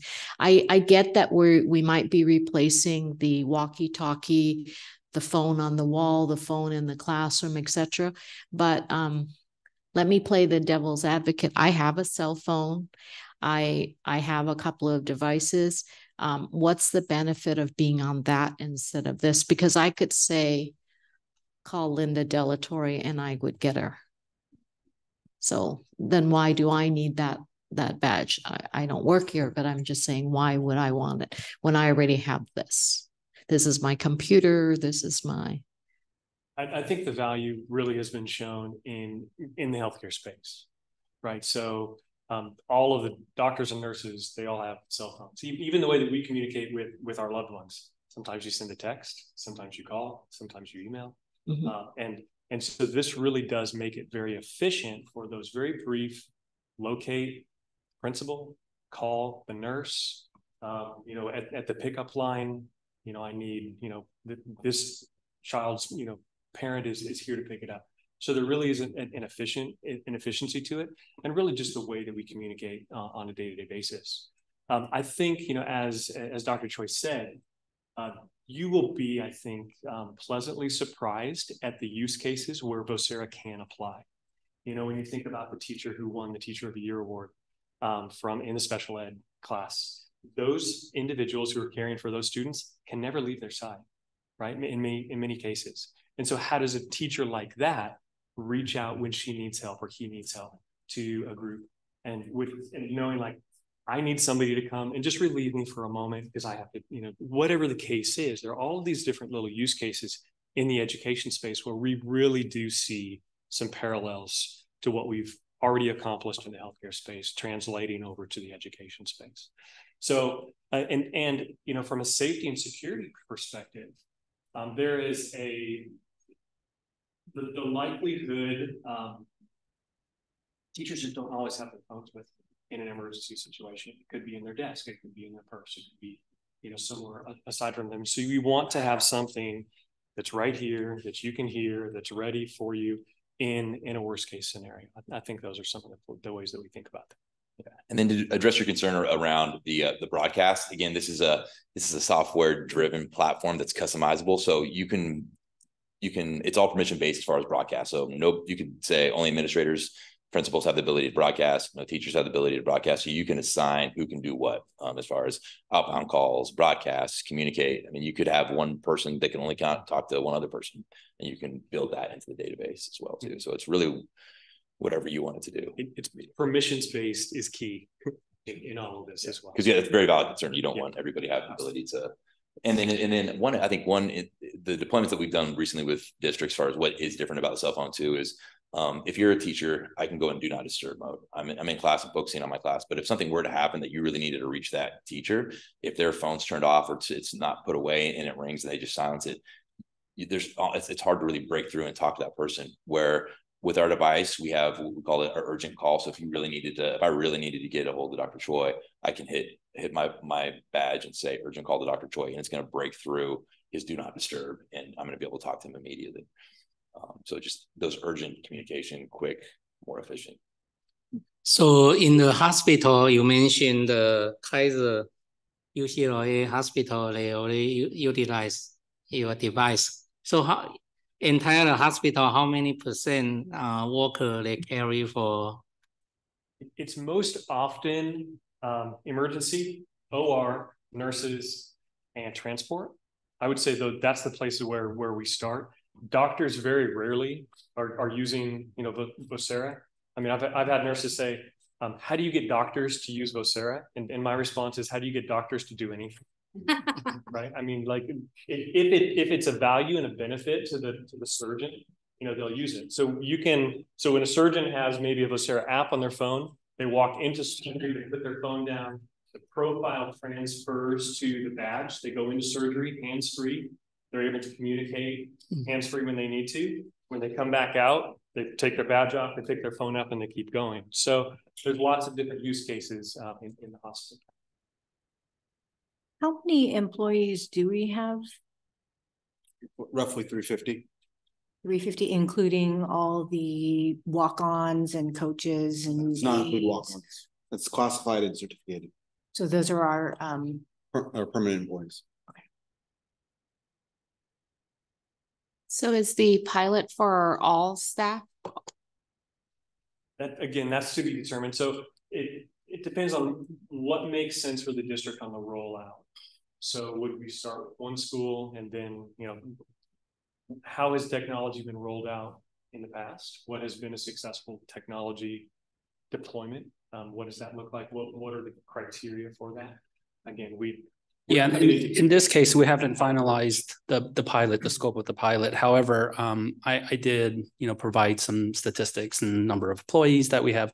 But in terms of actually implementing the pilot, I would start small. I would start at no more than at one site first, and then maybe focus on a particular department or even a grade level. And even specific to the use case, if they're focusing on improving communications just for a specific workflow, we would just limit that scope of that pilot to those individuals. How much time do you anticipate that it would take for training for staff? Because that's just like one more thing they have to do. Yeah, I think every new technology does require some training. However, based on my initial experiences and based on what I've seen with their demonstrations, it's a fairly easy to use device. And much of the complexity that may be introduced is probably related to the complexity of the use case. I'm going to stop us right here because this is an information item. And I'm going to ask Dr. Choi, thank you so much, you guys. Thank you, Dr. Choi, for bringing Vocera to us. And you can tell we are definitely interested. We're going to let you work with Dr. Choi to bring it back to our board because it's an information item on our agenda. And so we'll have to do that. Thank you so much. And we'll just keep our questions until Dr. Choi is fleshed out what we need to do. All right. Thank you. Thank you. Thank you very much. Thank you so much for coming. Thank you. At this time, I'd like to turn it back to Dr. Choi for a Tech Academy update. Okay, President Ryan, members of the board and school board member Choa and executive team. I'm excited to introduce the return of SMUSD Tech Academy. Tech Academy this fall will offer after-school technology, professional development, and learning opportunities for all SMUSD faculty and staff. These sessions are designed to be small group, hands-on, and fun. Reflecting on our past tech academies, we have always been forward-thinking and bold in our learning experiences. On the screen is a throwback to 2015, when we first introduced our faculty and staff to online video conferencing. We learned about online etiquette and meeting tools well before distance learning became a necessity. This fall, Tech Academy continues with the theme Power with Responsibility. We have developed 6 innovative series and over 20 sessions to help participants harness the power of technology responsibly. The sessions were created based on faculty and staff input, and they will be paid to stay after school to participate. So let's take a closer look at what's being offered.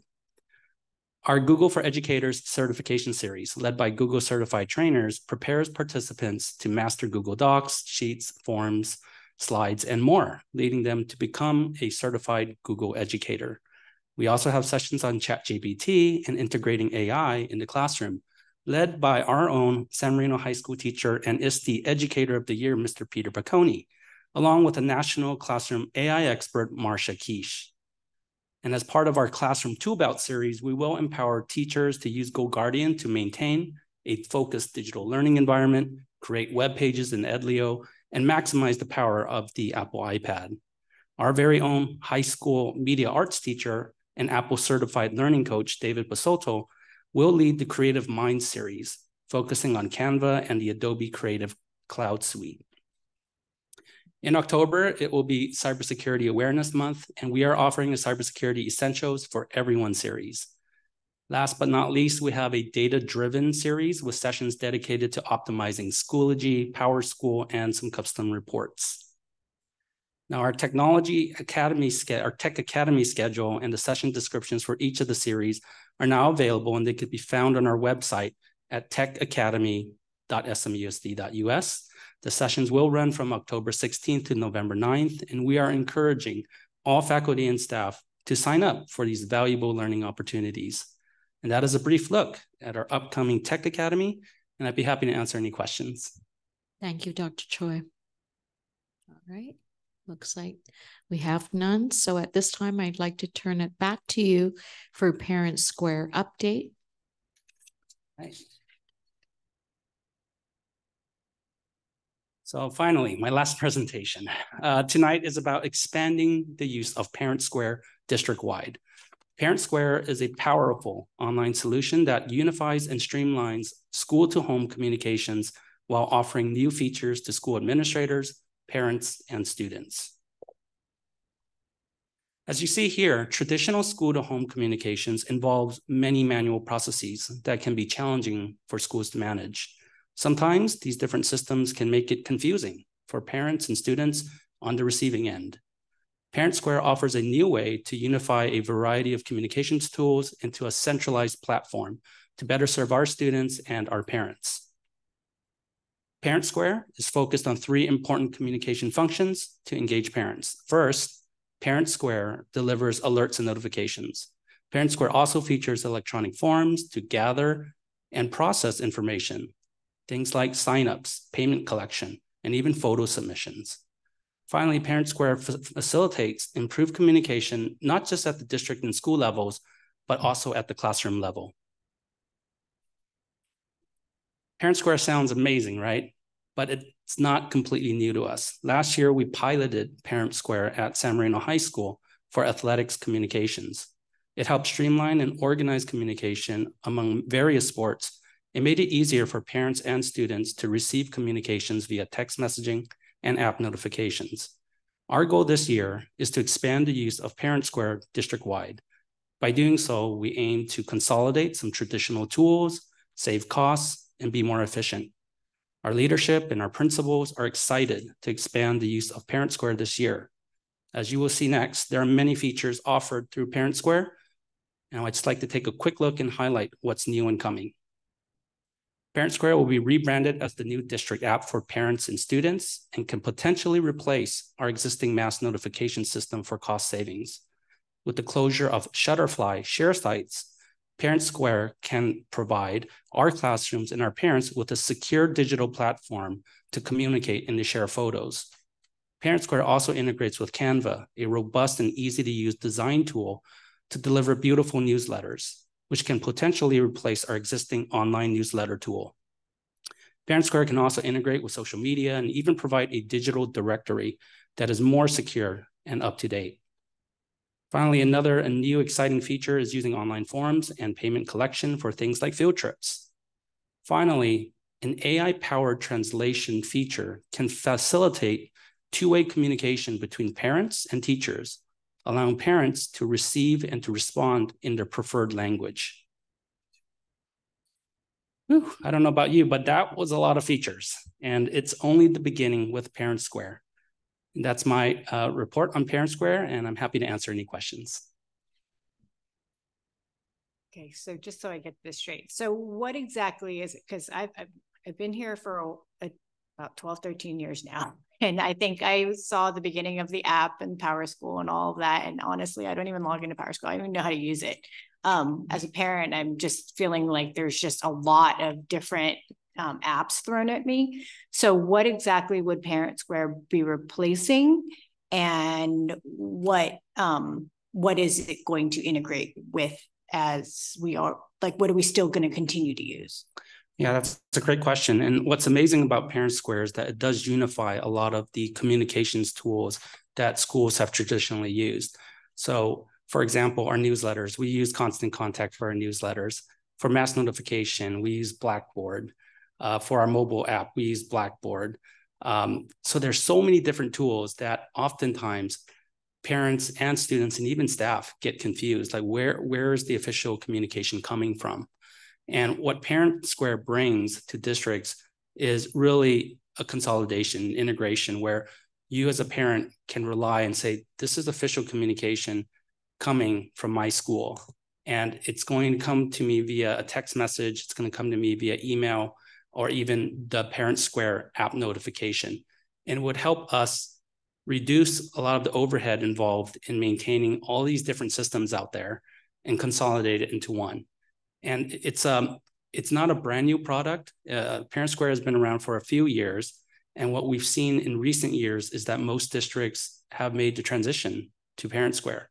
It's ironic when I go and try to talk to our account reps at Blackboard, and they've actually all work at Parent Square now.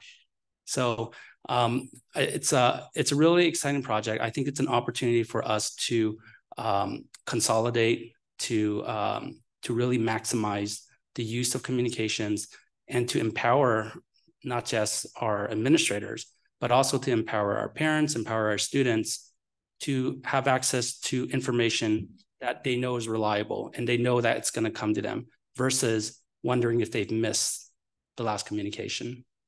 But this doesn't integrate with PowerSchool, because I think that's the number one thing most parents are actually using. Parent Square does integrate with PowerSchool. But not for grades and information. So it does integrate with PowerSchool and it does provide some grade information, but it's not as robust as logging directly into PowerSchool, where you'll be able to see not just the grade, but actually see assignments, link to the assignments, and maybe even see comments from the teacher, right? But Parent Square is fundamentally a communications platform. And how about with first aid packets? So with first aid packets, it is a PowerSchool product that we are using. It was formerly known as InfoSnap, and PowerSchool now owns InfoSnap. What we see with Parent Square's role in terms of the first aid packet is that the first aid packet is really at the start of the school year. It's part of the re-enrollment process, right? It's an opportunity for parents to re-enroll their students and make sure that we have the most up-to-date information at that time. But the opportunity we see with Parent Square is giving parents the opportunity to not just update it once at the start of the school year, but to update it throughout the year. If they forgot to purchase that yearbook or they forgot to pay for something, Parent Square is that solution for us where we can send that communication out and get that information back quickly rather than wait a year. And then who manages it in terms of would a teacher be able to use it for their in-class communications? Would a room rep be able to use it to communicate? Would they have that management access? So I would say all of the above. Teachers do have the ability to communicate directly with parents, right, through Parent Square. But I understand, I mean, as an elementary school parent myself, that the role of the volunteer and that classroom person, that classroom volunteer is very powerful. They often send communications. They will sometimes create links to other sites. And what's nice about Parent Square is that there's full transparency and full visibility now. So as a school district that provides Parent Square, not only will our volunteers continue to be able to do that, but teachers will be able to have full visibility. Even school administration would have full visibility of those types of communications. All right. So are we replacing everything else? What are we replacing? We're talking about replacing Blackboard, right? At this time. So this is expanding a pilot. We want to make sure that Parent Square can do everything that it potentially could do, right? That it says it can do. So many districts are going through the same process. They've been using best of breed solutions, right? So we use Constant Contact for our newsletter. We've been using Constant Contact since 2005, right? We were their case study when we first started. We piloted it with them. But what we're seeing now is that people are expecting more streamlined communications, more visual communications. So what's really nice about Parent Square is that it integrates with Canva and it allows parents to not miss out on those communications. They'll get it when that newsletter is created in Parent Square and it gets sent out. And then there's full visibility. You can go back into it and find it. And the translation features, thank you, Principal McAlpine. It's very powerful. So when a communication from a teacher or a volunteer goes out to parents, if my native home language is Chinese, I will receive it in Chinese and I can respond in Chinese. And on the other end, the parent or the volunteer or the teacher will see it in English. And they can have that two-way communication, and that translation happens automatically. So you said that it can work with Canva. So is the idea that, let's say you design it through Canva, you post, and it goes through to all the different channels, including the Parent Square app? Is that? Yeah, so the Canva integration is brand new. This is something that they just announced 2 weeks ago. Oh, okay. And that's why I stress that it is an expanded pilot. We don't want to commit to something 100%. And discontinue the use of the other products while we're expanding the use of the pilot. So it would be a pilot year. And the good news is that in the most recent leadership and principal meeting, our principals have used Parent Square. They come from districts that use Parent Square. So they're very excited about using Parent Square. I'm excited about using Parent Square because I think it's going to improve and streamline all the different systems that we're using now. And I've spoken to other superintendents whose districts are using Parent Square, and they speak very highly of this app. It's extremely intuitive for parents to be able to use. We agreed to entertain this pilot based on two primary factors. The first was enhancing and elevating our ability to communicate effectively and efficiently with parents. And the second was because we do have ultimately the opportunity of replacing a more expensive, less efficient product with Parent Square. And that is why we're entertaining this. So it's not going to cost us more, and it does a better job. And what could be better than that? And so that's why we're looking at this. And we had as Dr. Choi mentioned, we had the reps come out and talk with our principals and staff during a leadership meeting. And so we have gone through the process of vetting it internally to make sure that we're not going into something that's going to be a problem and is going to create a lack of communication. So we've already vetted this. We've talked to other districts. As Dr. Choi mentioned, we have principals who have come to us who are used to using this, and it's been successful in other much larger districts than San Marino. So we're confident going into this that it's a good idea to pilot it. But as Dr. Choi mentioned, we're not going to sign off on a long-term commitment until we have tested the waters, and that's what we intend to do. So we'll use Blackboard still? Yes, for now. And Parent Square? Yes, but we're going to start using Parent Square more and more and more and more, and using Blackboard less and less and less and less. Gotcha. Yeah, we'll have a campaign to introduce Parent Square to our parents as well. We won't just spring it on them. We'll make sure that that they're aware of what it is before the communications go out. Sounds good. By the way, besides we are talking about the technology to improve our service. So right now it comes to my mind. So when we are doing the budget, how much in your IT budget we give you the room to improve for the new service or? Yeah, the technology budget is something that it's interesting in K-12 school districts. Technology is infused throughout the organization, right? It's hard to isolate and say, well, here's a specific technology budget and it doesn't impact other budgets. The reality is innovation is happening district-wide. Technology innovation is happening district-wide. And, I have the support of cabinet. I have the support of the board. We have great support from our PTAs as well. Everybody's in support of good technology. What we want to avoid is implementing bad technology, and that's why we bring these innovations to the board. We bring it out before, and we do pilots. We never go cold turkey and switch overnight. So I believe our district is very supportive of new technologies. So when I revisit for the financial statement, I cannot see the line by line see the the Technology ID. equipment comes from a variety of different. Right, I know the some probably maybe in the probably the materials. right. It could come from, you know, we had a lot of money coming to us from the state and federal government for, Yeah, some is the funding. COVID, Yeah. right? Yeah. Because we wanted to make sure that our students had the technology and the access to technology that they needed to engage in virtual learning or distance learning. And so I don't think we need to worry about a budget for technology. We've always been able to find the money to do what we need to do because technology is so infused into instruction now. It's really become more universal in that sense. And so I'm not I don't worry about the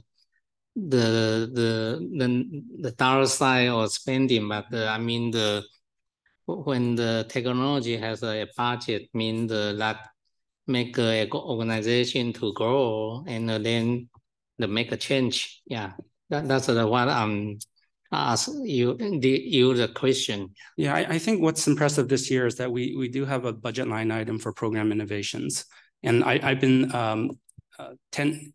looking at intending on using those funds to help support a lot of these innovations as well.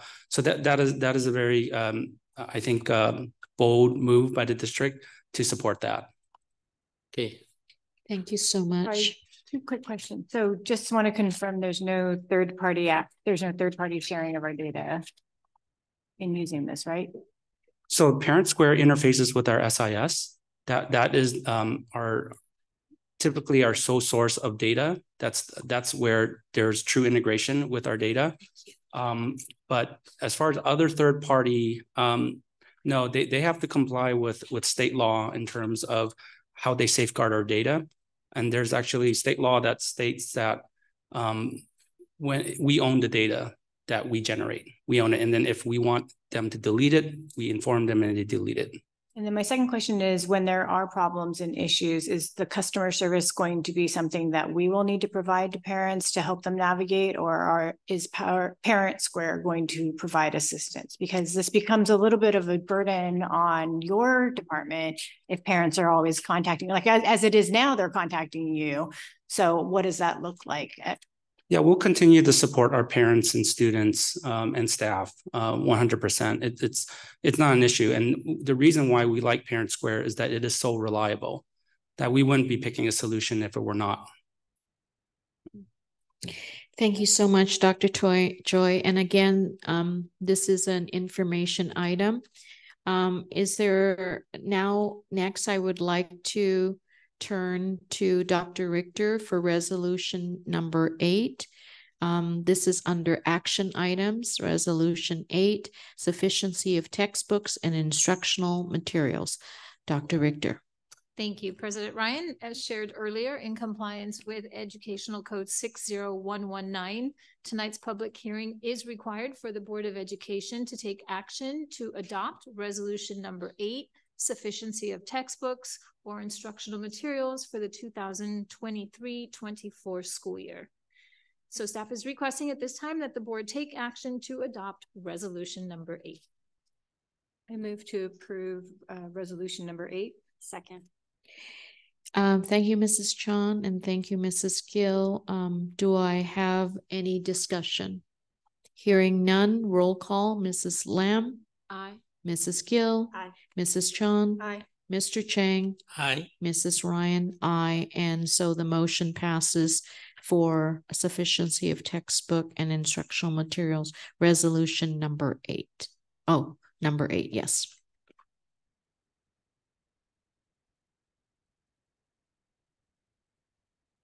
At this time, I am turning it back over to Dr. Richter to present Proposition 28, school site plans. In this, Dr. Richter. Thank you, President Ryan. This evening, staff is bringing to the Governing Board of Education for approval Prop 28 school site plans. On November 8th, 2022, California voters approved Proposition 28, also known as the Arts and Music in Schools Funding Guarantee and Accountability Act. This measure requires the state to establish new and ongoing programs supporting arts instruction in schools beginning with the 2023-24 school year. Prop 28 is intended to supplement, not supplant, existing arts and music education programs. The amount of funding available to each fiscal year for the Arts and Music in Schools program will be 1% of the K-12 portion of the Proposition 98 funding guarantee provided in the prior fiscal year. The amount of funding available for each fiscal year is determined prior to the beginning of the current first fiscal year by the Department of Finance as part of the May revision of the governor's budget. School districts do not need to apply for these funds. Funding will be automatically allocated by the CDE to each K-12 district using the methodology outlined in Education Code 8820, which is based on a share of statewide total enrollment and the share of enrollment of economically disadvantaged pupils at each eligible school site within a K-12 district. Also, as required by Prop 28, school districts with more than 500 pupils must expend at least 80% of the funds allocated to employ certificated or classified employees to provide arts education instruction, and the remaining funds for training, professional development, curriculum, and educational partnerships. A plan is required for each school for spending funds received. And over the last few months, our principals have been working diligently to develop plans specific to their school needs with regards to arts and music. Copies of the school's Prop 28 plans were included in tonight's board packet for review prior to approval. So tonight is bringing our school plans, our Prop 28 plans to the board with recommendation to take action to approve. I move to approve Prop 28 school site plans as presented. Thank you, Mrs. Gill. Thank you, Mrs. Lamb. I have some questions. Okay. So I was just wondering, how was it determined for the different amounts to be used at each site? Is it student-based or program-based? It was collaboratively developed, and we can ask one of our principals if they would like to comment on how their plans were developed. So we covered Elton, making that collaborated, and we looked at the plan of properly control that we cover. It's a natural fit for us for the program. And given the extra amounts, we were able to actually add another program for both the elementary schools, which is choir for grades K through 5. Because the funds are limited to percentage, 80% having to be spent on personnel, you look at, okay, what can we cover with that? And it works out perfectly for us to really expand our art program and to add to the choir program that our communities are very excited about. And if I may add, during the planning phase, our principals were very cognizant of the amount of programs that they are offering at their school site, so not to detract from the instructional time that our teachers have with their students. So did the funding, I know that it's not supposed to supplant it, but were these programs that we were already having, and or are these new programs or a combination? I know it's creative how you are able to use the fund. Funds have no restrictions on exactly what you could do. We can do things in place, so people have our program in place. There's a way to shift that expenditure, actually pull the burden off our community to fund it historically, which gives them a little bit more flexibility in terms of where they can support our classes. And individually, we want to allow us to add some of the materials costs with our program, which is very, very helpful. Again, shifting that burden off our PTAs so they can support them. Yes, and one of the provisions of Prop 28 spending is that it is used to supplement, not supplant. So the funds are not being used to replace current art and music programs. It's to expand or supplement. So in the future, given that so is this something that that you plan annually because the money will fluctuate based on our returns? Okay, so it's just every year we're going to have to sort of really be creative and thoughtful about that. Thank you. And then there was one line item, musical manager at HMS. We did update that. We talked about that. Oh, yeah, I figured it just wasn't there. Okay, yeah. Okay. $2,500 for the music manager, which means the one correction is musical instruments will now be $99.40 to add it to my amount that I was. And those updated plans will be submitted. I'm very excited. Thank you for doing all this work. Our backup departments are very excited this one.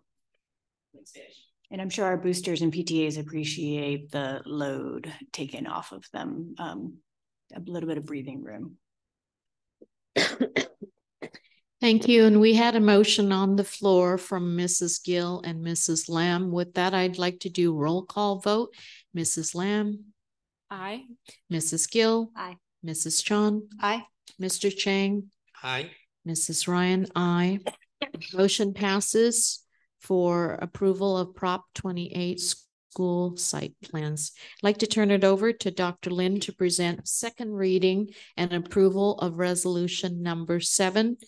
Second reading and approval of resolution number 7. It's updating statutory residential, commercial, industrial school impact fees, developer fees, in other words, for school facilities in accordance with the recommendations from the school facilities fee justification report dated September 2023. Thank you, Board President Ryan, members of the Board of Education, Superintendent Dr. Delatorre, and the executive team. Item 13C is the second reading of resolution number 7 on school impact developer fees. The first reading was presented at the September 12, 2023 board meeting. It is recommended that the Board of Education approve the updating of the statutory residential and commercial industrial school impact fees, also known as developer fees, for school facilities in accordance with the recommendations from the School Facility Fee Justification Report dated September 2023. Move to approve resolution number 7. Second. I have a quick question. Quick. So the fees are going to be updated by the state in January, I think we were told last time. And so this, if we approve it, won't go into effect for 60 more days. Is there a reason why we're doing this now and not just waiting really just 60 more days for an increased fee? Yes, so the fees were updated in February 2022. I came on in June of 22 and started working on this process 4 months after the fee was updated. So it takes a long time to get to this point. We have to, post in the newspaper for at least 2 weeks, multiple days of notice to the public. We have to hold a public hearing. So there are multiple steps involved. And after this, we have to allow 60 days. So, we can't wait till January, but then this sets it back another year. Thank you. Thank you. We had a motion on the floor from Mrs. Chon and second by Mr. Chang. So with that roll call vote, Mrs. Lamb. Aye. Mrs. Gill. Aye. Mrs. Chon. Aye. Mr. Chang. Aye. Mrs. Ryan. Aye. And so the motion passes resolution number 7. So Dr. Lin, after we implement, so when is the next time we can revise again?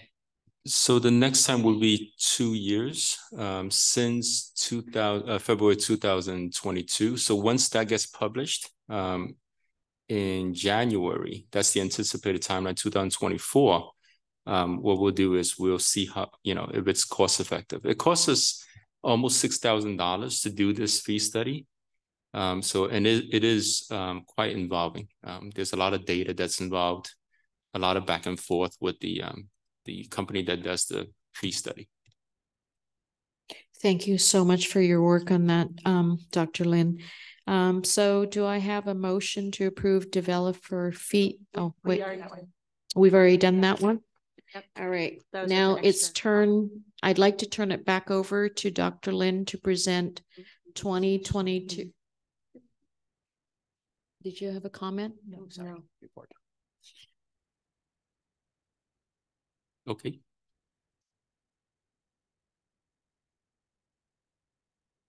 Sorry, I need to check off what I've already read. Back to Dr. Lynn to present 2022-2023 parcel tax accountability reports as of June 30th, 2023 for measures R and E. Thank you, President Ryan.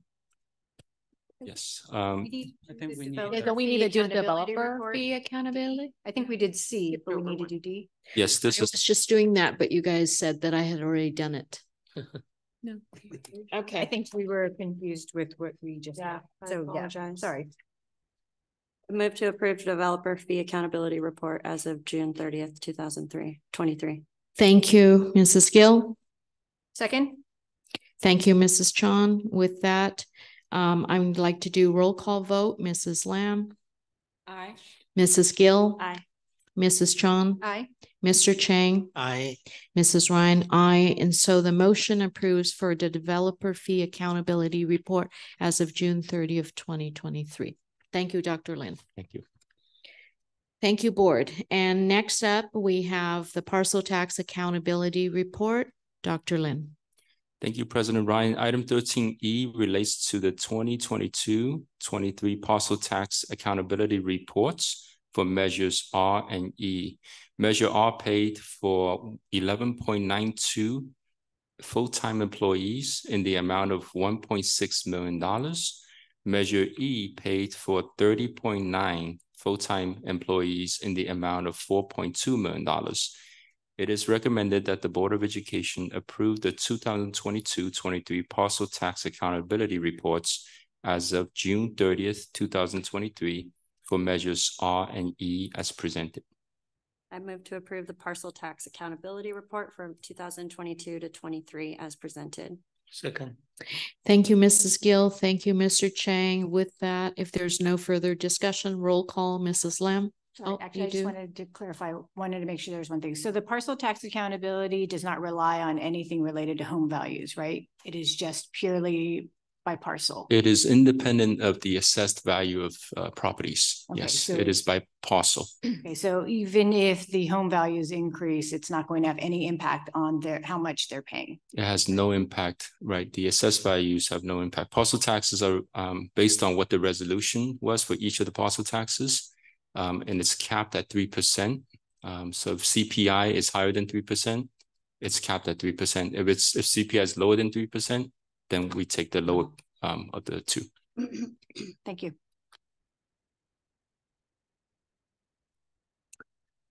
All right, let's have the motion for approval of the parcel tax accountability. Do we have a motion on the floor? All right, thank you, Mrs. Gill. Chang, second. Thank you, Mr. Chang. With that roll call, Mrs. Lamb. Aye. Mrs. Gill. Aye. Mrs. Chong. Aye. Mr. Chang. Aye. Mrs. Ryan, aye. And the motion has passed for parcel tax accountability reports as of June 30th. I'd like to turn it over to Dr. Lynn to present the interfund transfer requests. Thank you, President Ryan. The deferred maintenance fund has dwindled from $2.5 million to $370,000 since 2014-15 fiscal year. Additionally, given the lack of capital facilities funding, a contribution of $1 million from the general fund to the deferred maintenance fund is needed. This fund is crucial for continuous repairs and the replacement of critical components such as roofing, plumbing, heating, air conditioning, electrical systems, wall systems, floor systems, and other maintenance requirements within the school district. The purpose of this agenda item is to safeguard health, safety, and the longevity of capital assets. It is recommended that the Board of Education approve an inter-fund transfer of $1 million from Fund 010, the general fund, to Fund 14.0, the deferred maintenance fund. Is there any discussion?